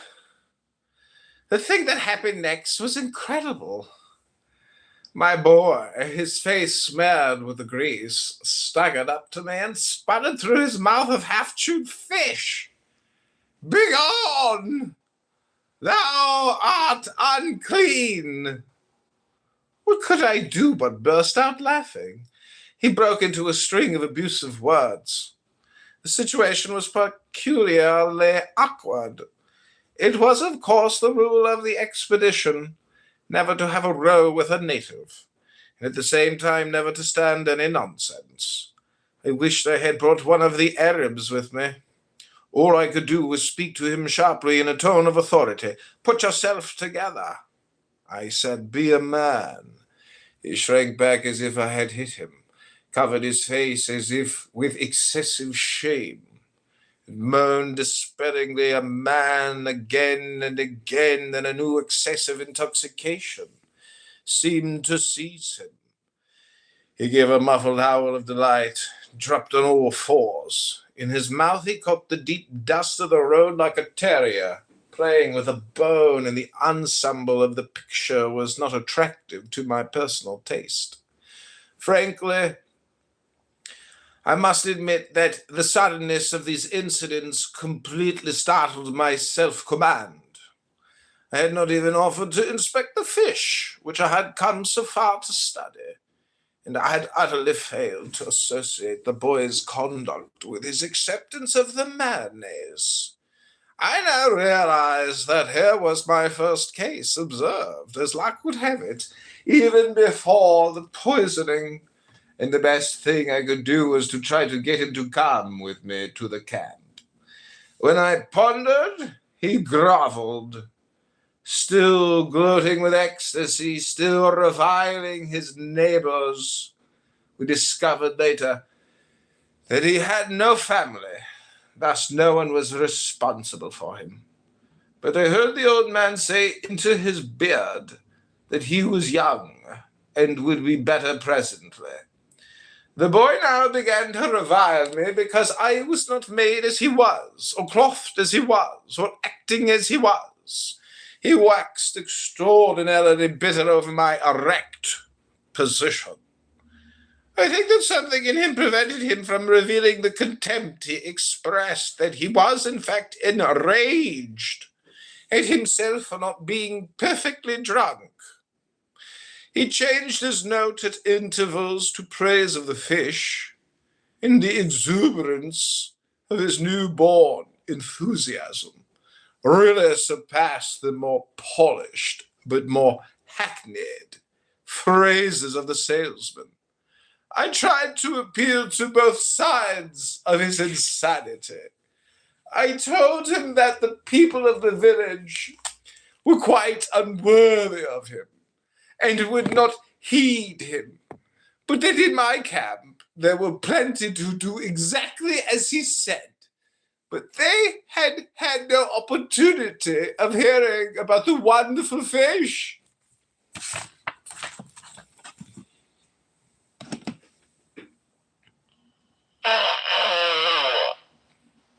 I think the fart button is what really makes all of this, slapstick, because you have to understand that this is like mockery. This is like reverse mockery, essentially.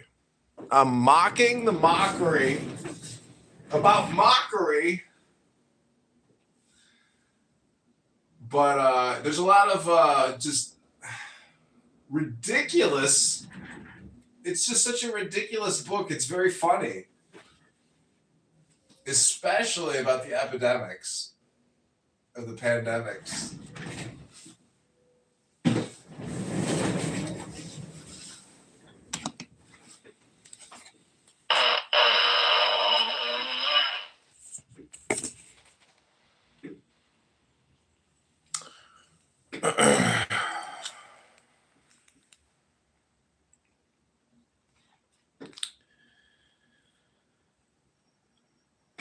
Hearing about the wonderful fish, and that he ought to go and tell them about it, no matter at what personal cost and risk, is a matter of duty.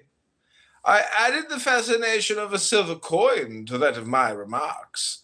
I really don't know whether he agreed to this, for he went on with his ravings, but he followed me, crawling on his belly and urging me to assume the only posture worthy of those glorious persons, the fish-eaters. I humored him by saying that I suffered from stiff knee joints, and as I turned to go on, he made a kind of quick wriggle at me, and caught me by the heel to pull me down.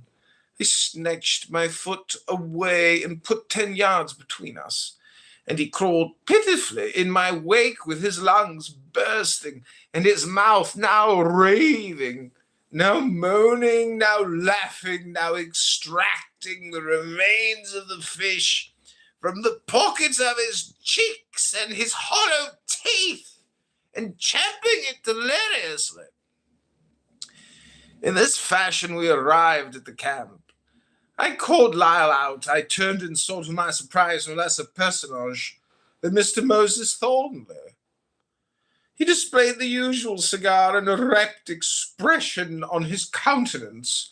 I started in surprise, but all he said was, "The man that staged the procession had half an idea."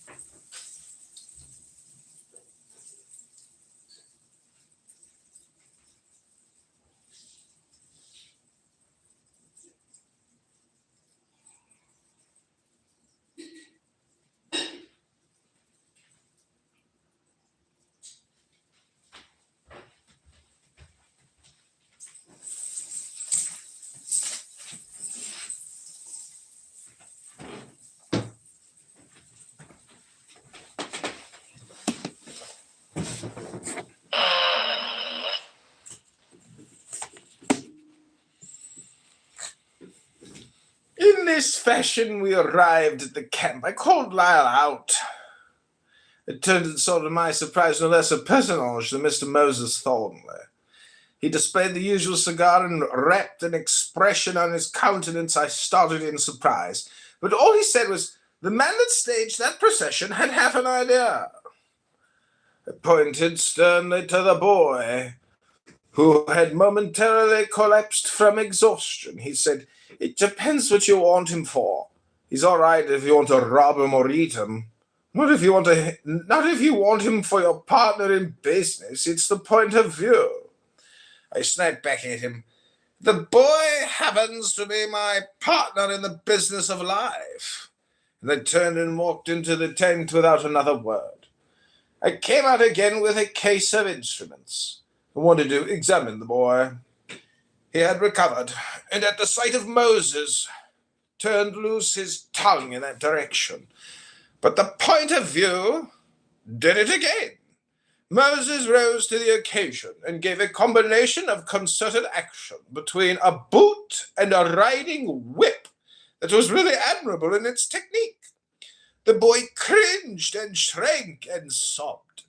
But the extraordinary action of the fish upon the brain enter a new phase. He kept on repeating, "How fortunate I am, how favored, how superior." No one in any village a week's march all around could say that anything of the sort had ever happened to him.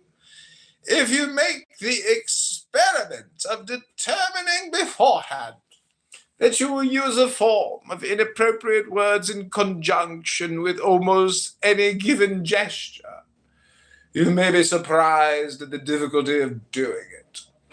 There was something unspeakably awful in the contradiction between the boy's words and his action.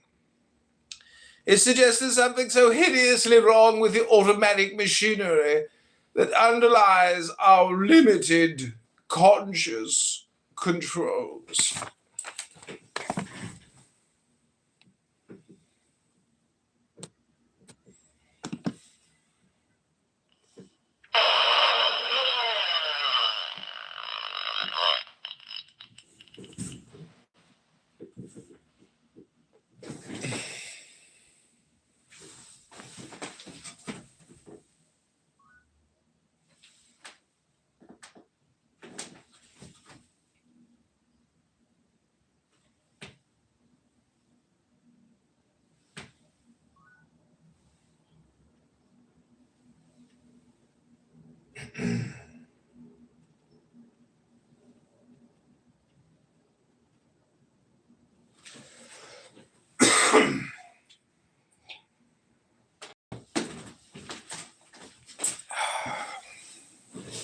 Oh, what is this? What is the mathematician got a response for what's 1 divided by 0? Hello? Hello? I'm reading a book here, CM.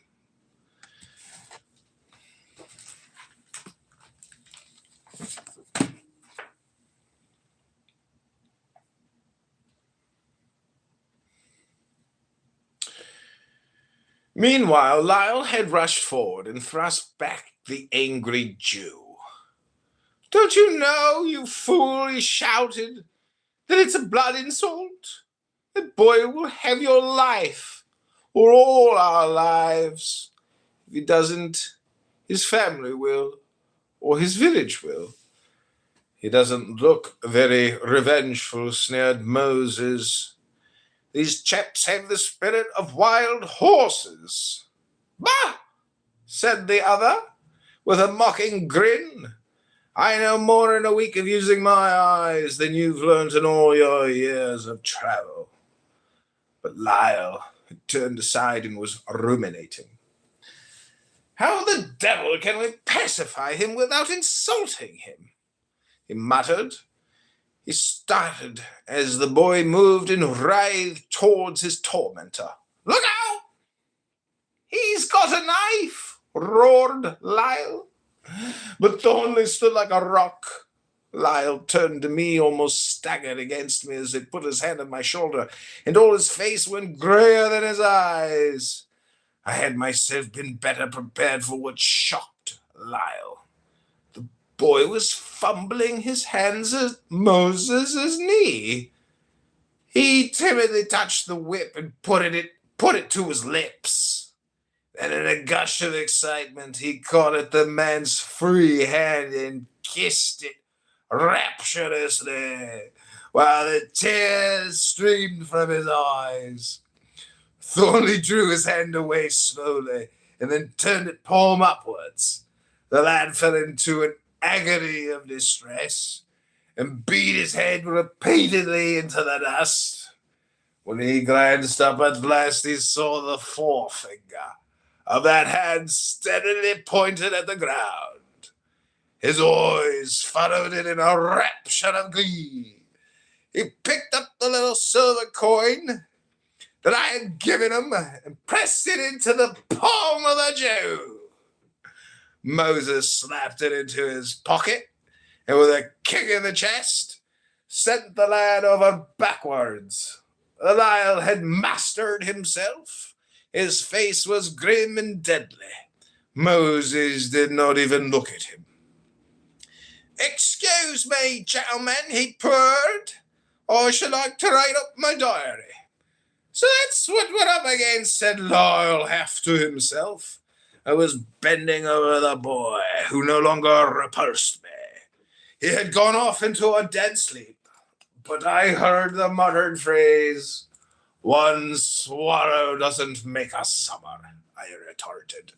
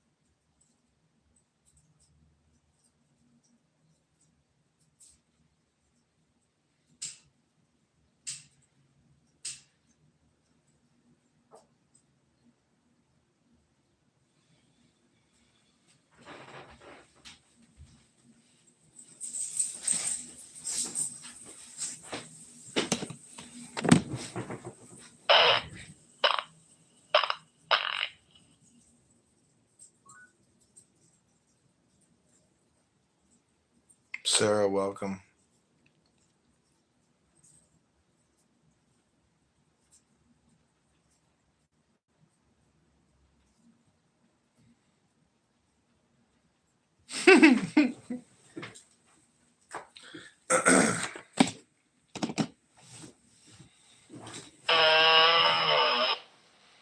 "One swallow doesn't make a summer," I retorted.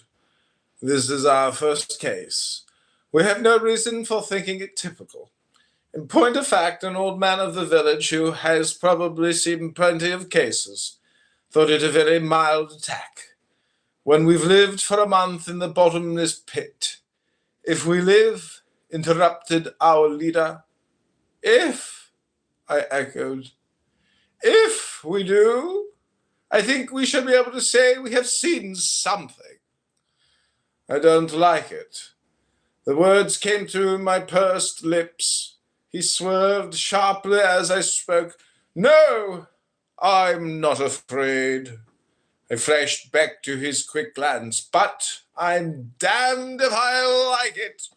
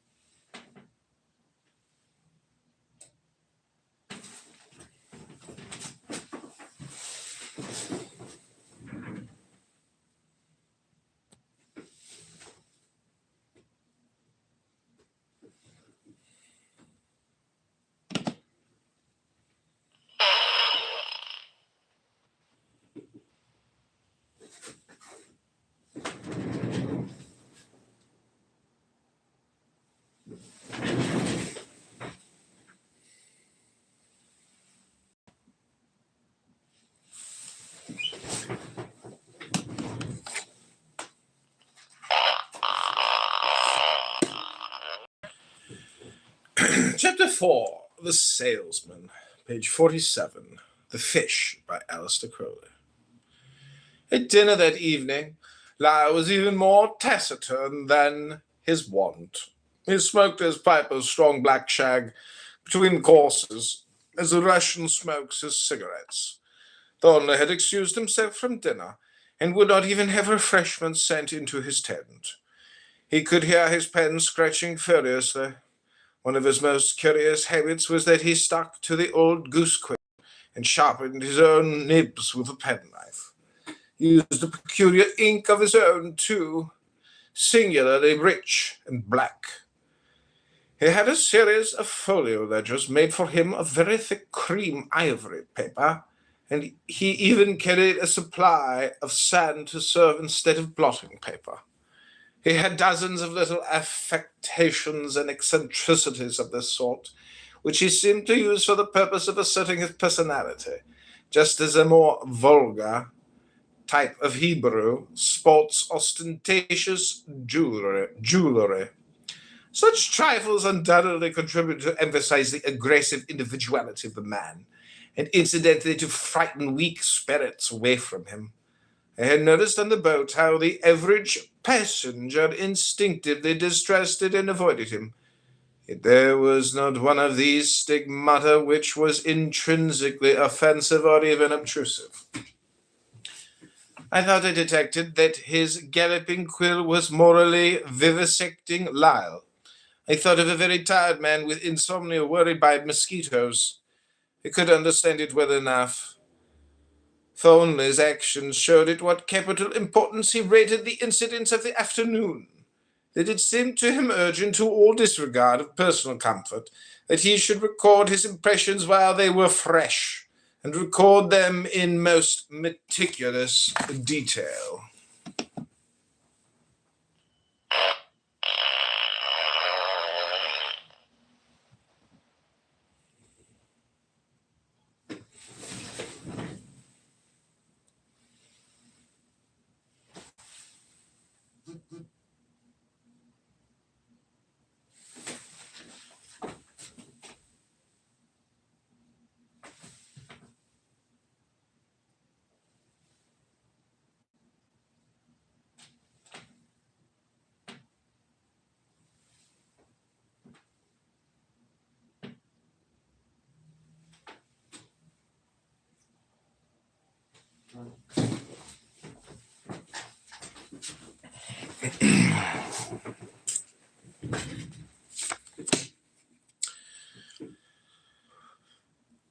Lyle, on the other hand, was evidently both shocked and puzzled. And his pride gushed from 100 wounds as he thought with what contemptuous ease his enemy had outwitted and outfought him at every point of the duel. His distrust increased visibly through the meal, and his appetite completely failed halfway through it. I thought that my bedside manner might interfere advantageously, and I remarked that despite the obvious debility of the boy before his poisoning and the disgusting and degrading symptoms, physical and moral, which followed it, it might well be that the prophylactic malaise caused by vaccination might be taken as a fair analogy. I pointed out that the salespeople were quite clearly in enjoyment of robust health, and carried on their business with vigor, efficiency, and enthusiasm, and that they were clearly on the best terms with themselves and the rest of the world. Lyle replied by reminding me that these facts did not agree with his earlier information. I had hoped he would not have remembered that, and I pressed my argument for the illustration of a boy with his first cigar. He waved his hand impatiently and knocked out a burning plug from his pipe on the edge of an untasted plate of couscous.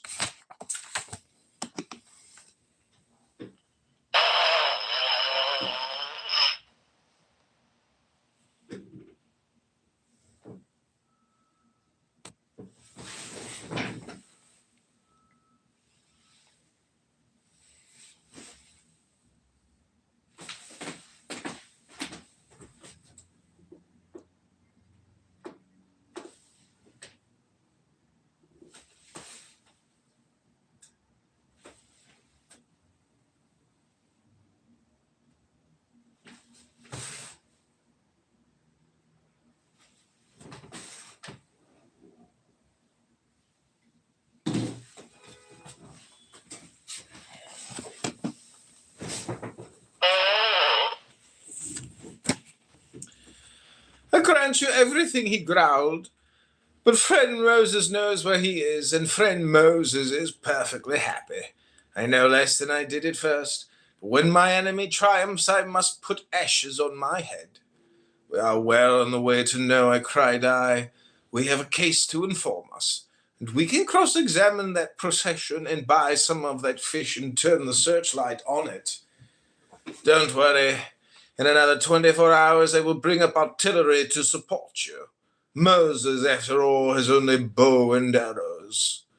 The explorer seemed to pluck up courage at this. "Science always wins," he said. "Knowledge is always power. But you know better than I what tempest savage the flame. When the flame is too weak, was my riposte. But history is in the witness box. The spark lurked somewhere in the darkest ages.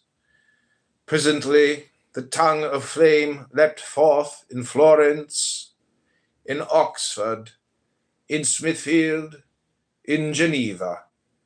Everywhere. The candles of Ridley and Latimer were never put out. The flame survived. The latter-day tempests have fanned it and spread it.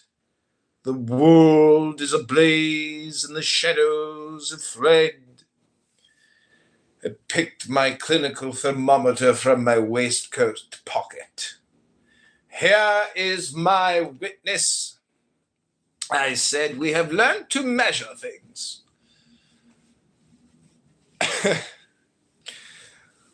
"We insist that all things should be measured. We have established the unknown God and made him known, and his name is geometry.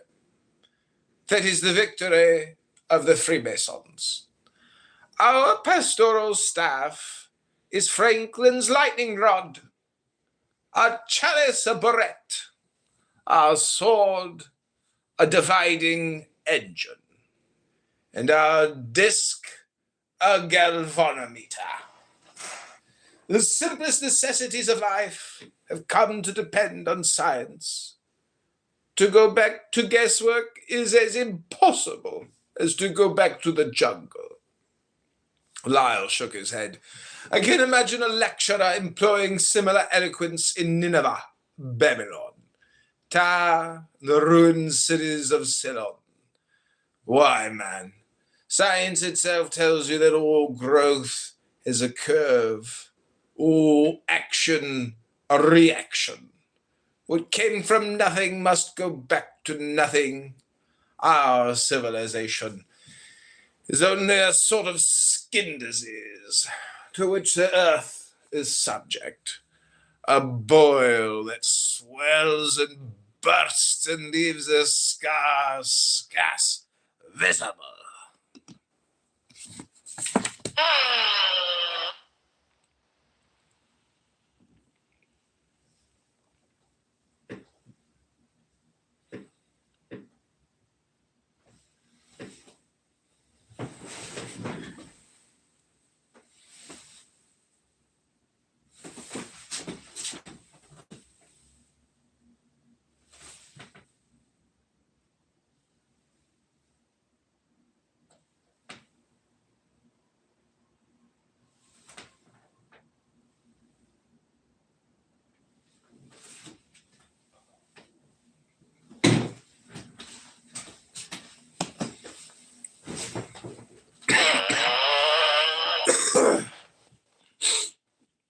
I sprang to my feet in irritation. "This is simply morbid." I said. "Quinine and calomel for you." I mixed him a dose from my pocket case. "Here, swallow that," I said, "and don't let abstract speculations unfit for your daily duties. Come and look at our patient."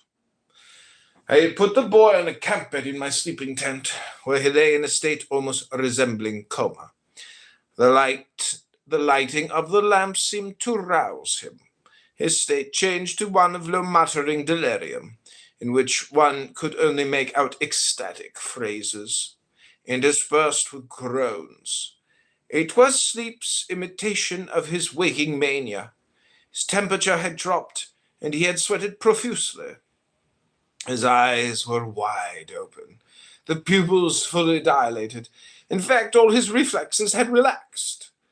The breath was exceedingly foul, and the nostrils were running profusely. I resolved upon decisive measures, injected a full dose of strychnine and digitalis, plunged him in a cold bath, and resorted to vigorous massage. In the course of an hour, he recovered consciousness, and I was able to administer a cup of strong meat broth fortified with iron and wine. He reacted so admirably to these measures that I determined to continue them throughout the night. By morning, he seemed to have shaken off the poison completely, and even to possess greater physical strength and moral stamina than when I had first accosted him. His mind was very confused. He did not seem to remember what he had been through, but in other respects his sanity and balance left nothing to be desired. He was able to take some solid food for breakfast, and then I told him to go home and not to eat any more fish. Now came an incident comically curious, which delighted both myself and Lyle, who was outside his tent putting together the parts of our aeroplane. I had said goodbye to the boy, who shook my hand with a manly warmth and vigor, which testified to the gratitude which he felt, and had no touch of civility. It turned to go, but had only covered a few yards when he was intercepted by Moses Thornley. The eyes of the latter lighted up with cruel and contemptuous joy. He deliberately dropped his cigar and motioned to the boy to pick it up. My patient took no notice and stepped aside so as to pass by. Thornley, with a look of angry surprise, planted himself again in the boy's way and ordered him gruffly to pick up the cigar for him. He turned back and did so, but with a glance and a gesture that would have warned a less confident bully.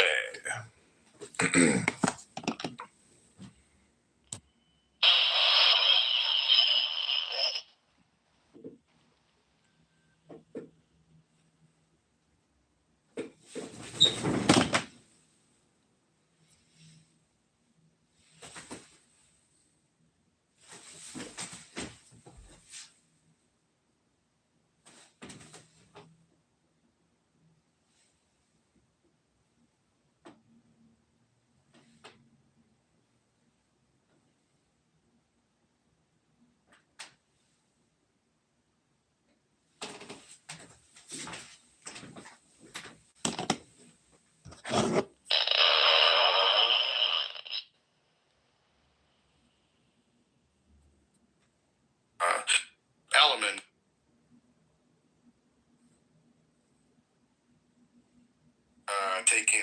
Order takers and trying to, just do what the president wants to do. And we're seeing even in the Epstein file, kind of saying that they wouldn't even try. I mean, they tried to say that it wasn't, there's nothing to investigate, and even with the pictures that, if people, I'm not going to talk about Epstein, and even when people are telling you there's, pedophilia was happening there, and here are the pictures. The people on the pictures were not, there's nothing to investigate here.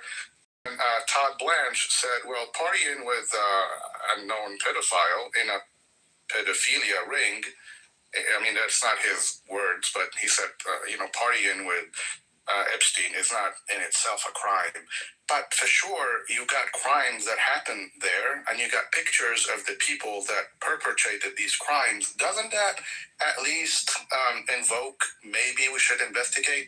No, the answer was no. My last thing is the Democrats must be the stupidest cheaters ever.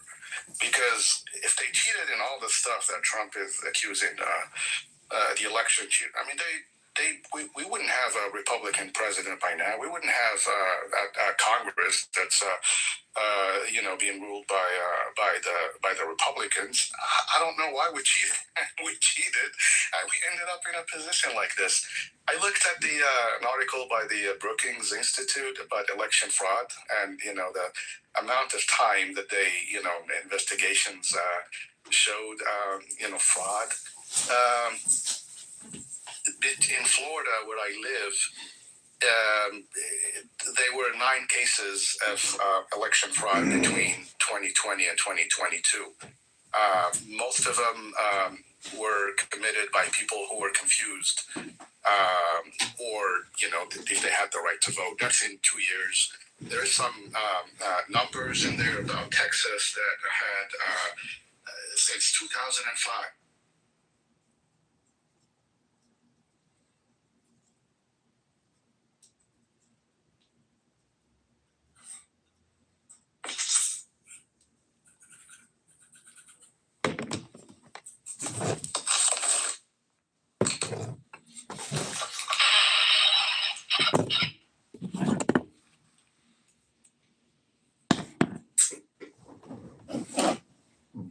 I got this job of my life. The thing that happened next was incredible. My boy, his face smeared with the grease, staggered up to me and sputtered through his mouth of half-chewed fish. Begone! Thou art unclean! What could I do but burst out laughing? He broke into a string of abusive words. The situation was peculiarly awkward. It was, of course, the rule of the expedition never to have a row with a native, at the same time never to stand any nonsense. I wished I had brought one of the Arabs with me. All I could do was speak to him sharply in a tone of authority. Put yourself together. I said, be a man. He shrank back as if I had hit him, covered his face as if with excessive shame, moaned despairingly a man again and again, then a new excess of intoxication seemed to seize him. He gave a muffled howl of delight, dropped on all fours. In his mouth he caught the deep dust of the road like a terrier, playing with a bone, and the ensemble of the picture was not attractive to my personal taste. Frankly, I must admit that the suddenness of these incidents completely startled my self-command. I had not even offered to inspect the fish, which I had come so far to study, and I had utterly failed to associate the boy's conduct with his acceptance of the mayonnaise. I now realized that here was my first case observed, as luck would have it, even before reasoning. The best thing I could do was to try to get him to come with me to the camp. When I pondered, he groveled, still gloating with ecstasy, still reviling his neighbors. We discovered later that he had no family, thus no one was responsible for him. But I heard the old man say into his beard that he was young and would be better presently. The boy now began to revile me because I was not made as he was.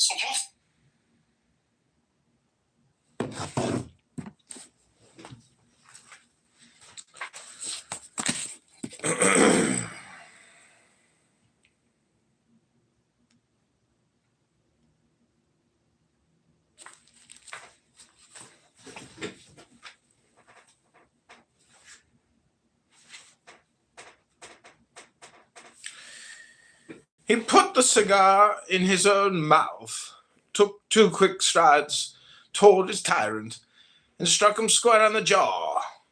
Thornley went down like a felled tree. The boy walked calmly over his body and went off to the village with the springy step and high-held head of youth.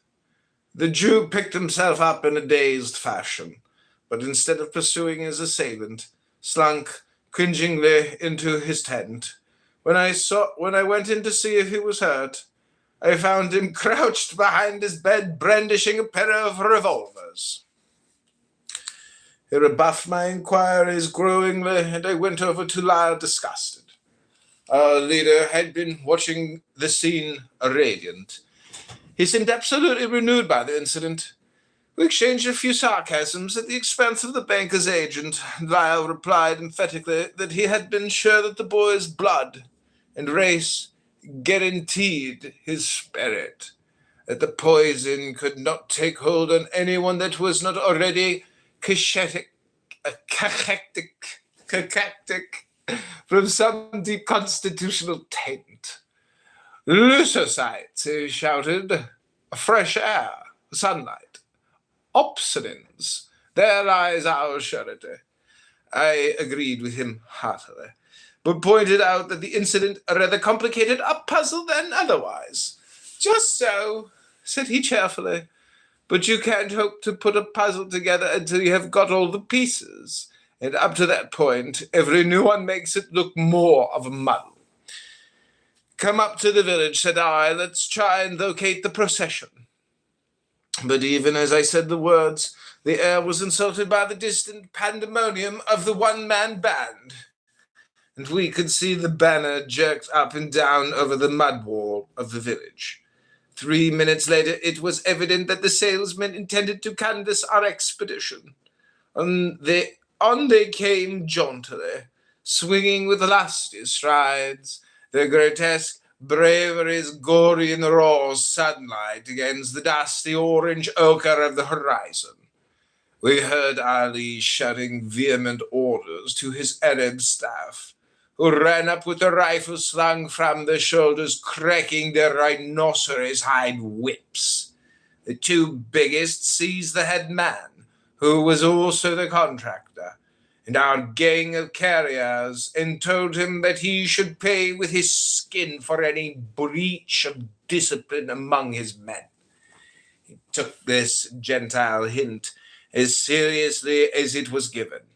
He got his men ranged up in first-rate shape, and treated them to a series of barks and years which we took to mean that he would stand no nonsense.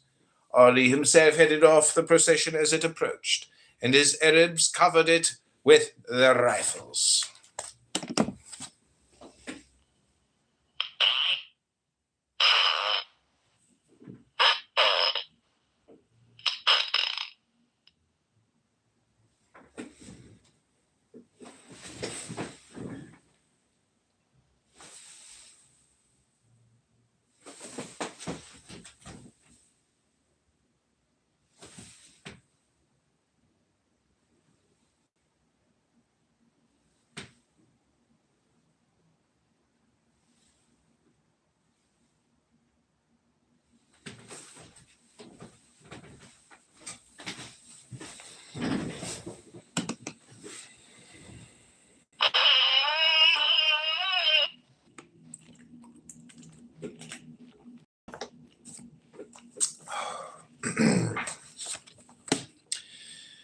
The salesman wheeled, then Lyle and I ran up and told Ali that we wished to talk with them. The Arab gave way rather grudgingly. He washed his hands of his mad English masters, as one might say. The procession halted and began to go through the regular performance. I explained to the woman that I did not want to take a fish for nothing, that I would pay her price. It was as if I had not spoken. She merely urged me to eat, and that with the most fantastic eagerness. She actually foamed at the mouth, and the sweat streamed from her face, her wrinkles inspecked with rivulets of miry paint.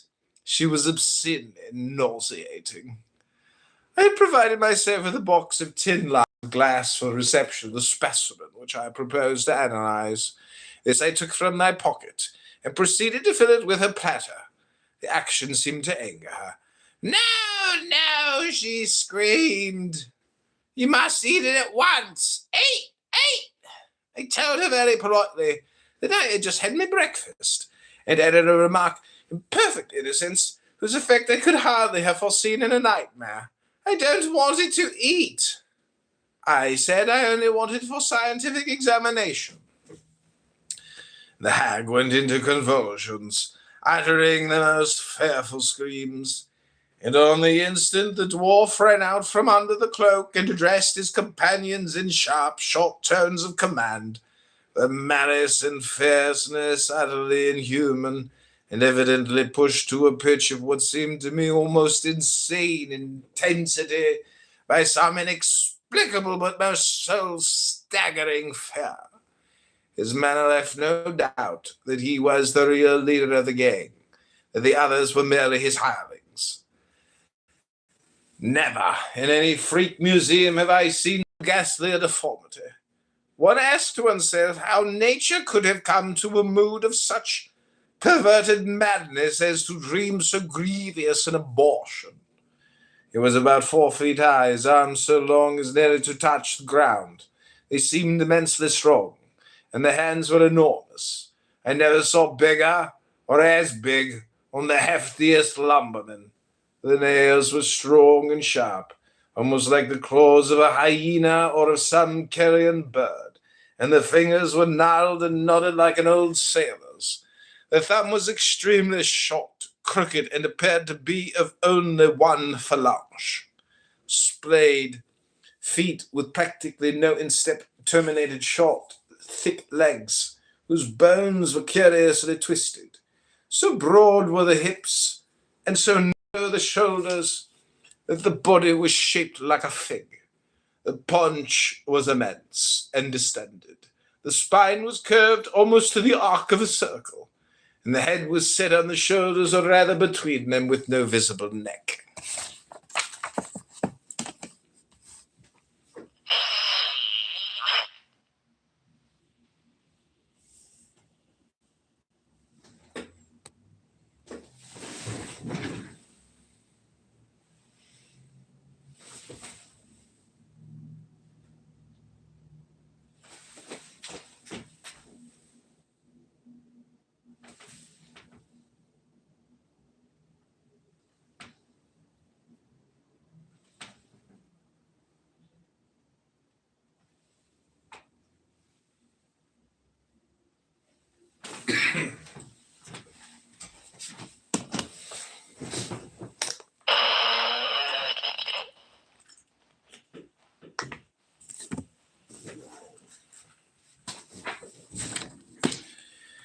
The skull was immense and hideously misshapen.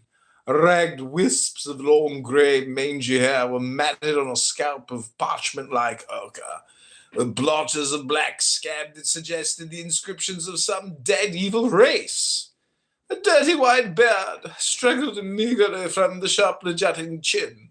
I thought of the ram of a warship. The mouth was long and straight, with lips so white, so flat, that they could scarcely be distinguished. The teeth were like a wolf's, but black and rotten. Scraps of raw meat, sticking in the gaps, showed red against the brown of the swollen gums, whose edges oozed with pus. The nose was eaten away, apparently by lupus or by a rodent ulcer. The cheeks were fallen and wrinkled, their skin dry and dull like a rotten orange. The forehead was receding, the whole face prognathous. In fact, but enormously bulged on the left temple and caved in on the right, the dome being thus a sort of skewed cone.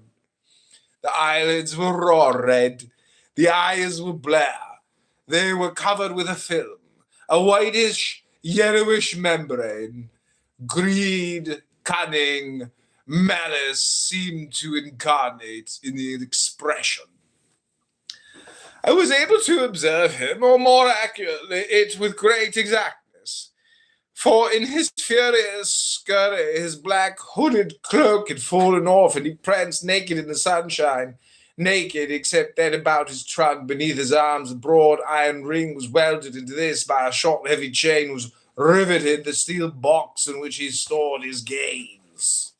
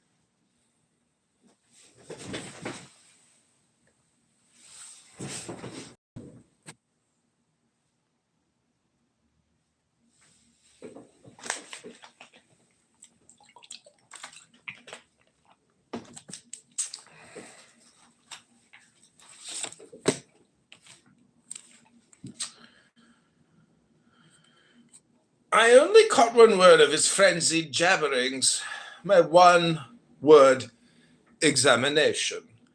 But his psychology was as obvious as his anatomy.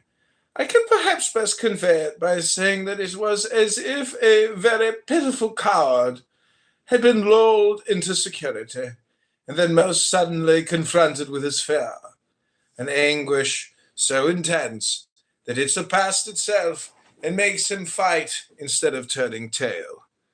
The noise, as I suppose, had attracted Moses to our group.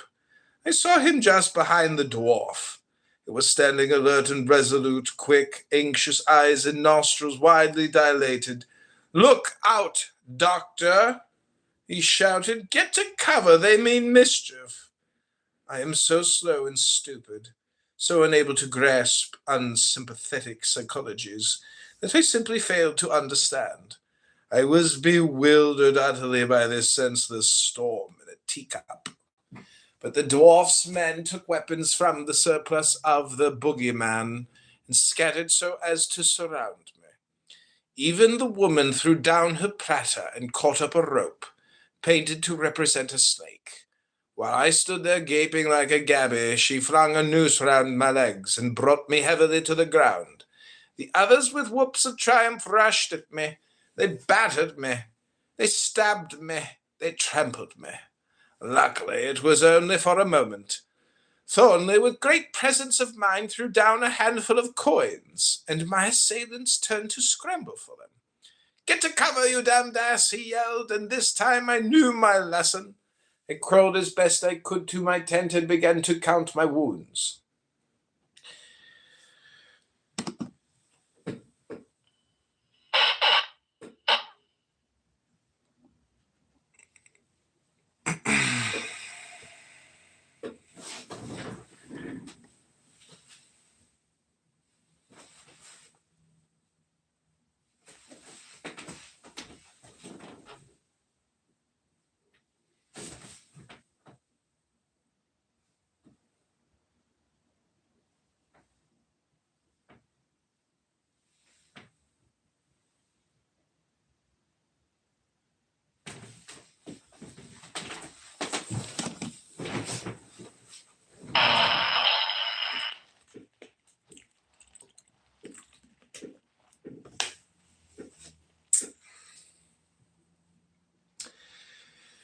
By this time, Ali had seen what was wrong. He and his Arabs formed line and charged with drawn scimitars. Salesmen did not wait for the attack. They fled in disorder, leaving most of their apparatus on the field of battle. The leader had disappeared long since. He was inconceivably quick on his feet, awkward as they looked, and he had the trick of silence in withdrawing.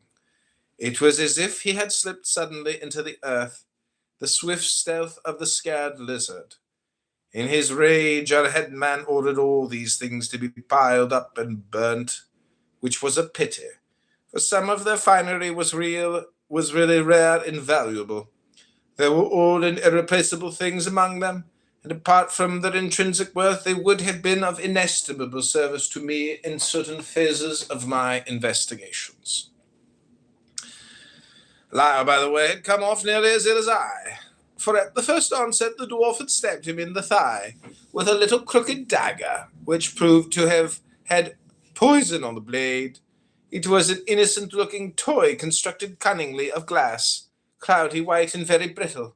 The hilt was shaped like an owl, perched, so to say, on the god, which was a crescent moon. It had on it a sacred verse bitten in with some acid. I may translate this roughly as follows: "Scar thy skin, eat thine heart, fog thy brain, drink thy tears, shrink with shame from all thou art, breathe but lies, feed on fears. This is thy duty, man. This is God's perfect plan." On the hilt were these words in a spiral scroll. I translate once more.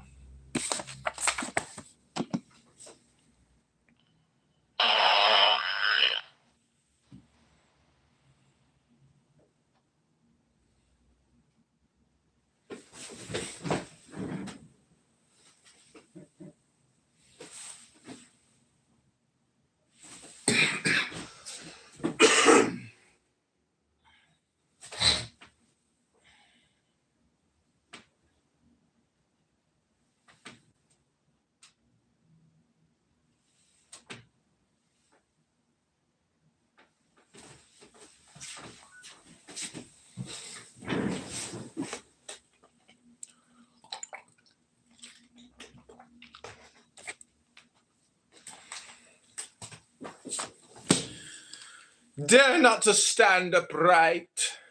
Dare not to think or know. Dare not to use thy might. Dare not to face thy foe. Dare not to do thy will. Dare not to love thy mate. Dare not to live thy fill. Be feeble, fool of fate.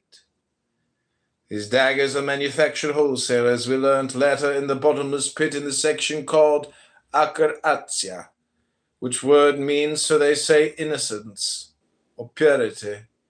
But it is evident from the etymology that it originally meant lack of power. By a similar process among ourselves, the Greek ascetic or trained athlete has come to signify a physically starved and stunted person. The self-denial with an object of the man in training became valued for its own sake as a virtue. Virtue itself, again, really means the quality of manhood. Yet we now use it too often of qualities possibly angelic, but by no means manly.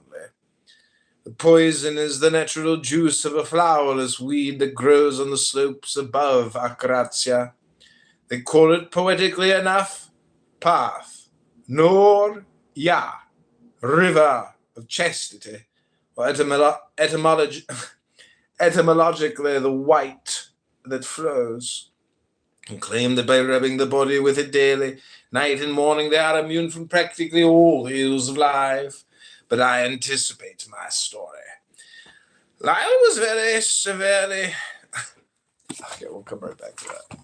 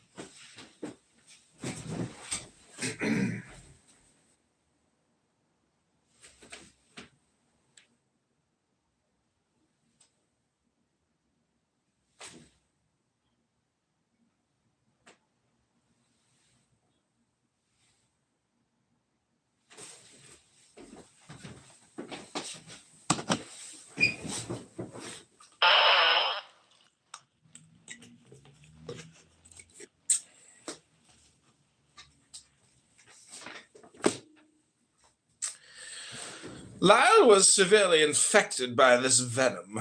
He relapsed constantly in spite of all I could do.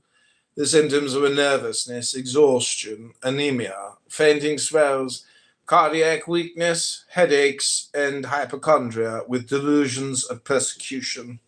Only his constitution pulled him through. I had just finished dressing my wounds when I heard the steps of Thornley. He came to inquire how I was. He made himself at home in my tent with quiet assurance, mixing himself a drink, settling down apparently for a long conversation. Doctor, he began, I don't talk much, but when I do, I have something to say. You don't like me, you don't trust me, you don't understand me. Don't wriggle, I know. What's more, you never will. It doesn't matter. We can get on well enough, that's the point, if we make a little deal, eh? What about? I said rather shortly, for I ached all over and wanted to rest. About your research, let me say straight off I'm with you. I never knew harm come of knowing too much, of too little, all the harm there is in the long run. I'll give you some facts here and now, not science perhaps, but useful for all that, or I miss my guess. Firstly, I've got into the business side of this fish graft. Those salesmen are never allowed to touch it, on pain of losing their jobs. They'll give a fish addict a job now and then when it suits them to advertise, come where the booze is cheaper, traction of the product, or need to demonstrate sincere enthusiasm, or a marvelous recovery from sickness, and so on. But they cure the new man by slow stages. Often he never really got it in his system, and he is taught the art of salesmanship in the regular way.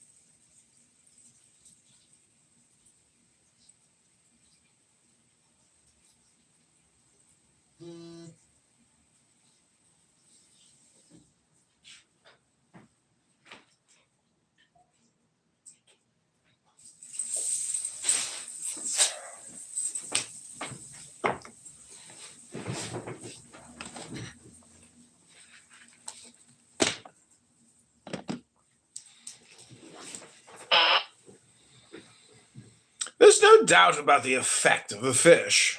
I've collected some samples for you, by the way. It's a foul poison of the dope species. It softens the brain and hardens the heart and corrupts the blood and destroys the reproductive faculty. Its use turns a man into a sniveling, lying, slavish rogue without self-respect, courage, wit, or any of the generous emotions. You certainly seem to have found out a lot. I came out here to report to my principals. There's more yet which you may as well know. I found out where the fish is bred, and I'm going to take you to see it. Meanwhile, let me give you a hint. Nothing frightens people so much as inquiry. You've had a lesson today. Go on with your work, but let no one know what you're doing.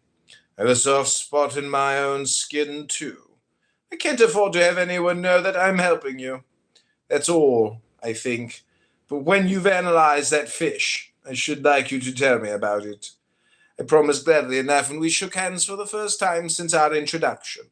He went out of my tent, and I sank into a sleep, which was peopled by dreams of the most fantastic order. But underneath the whirling images of my fancy, there was a dull ache of resentment against the darkness and confusion. I yearned for the clear light of day, and for an universe ordered and intelligible.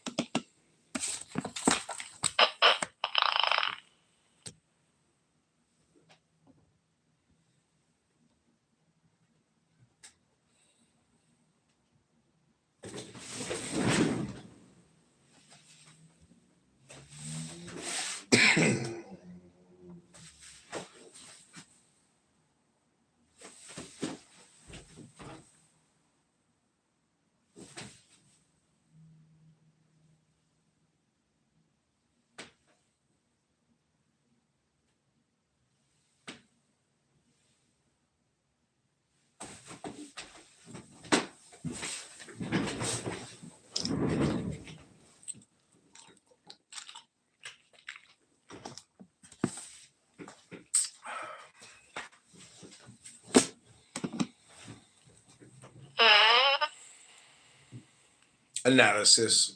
Okay, we're gonna stop here. It's a lot of reading. Hope you've enjoyed it. Please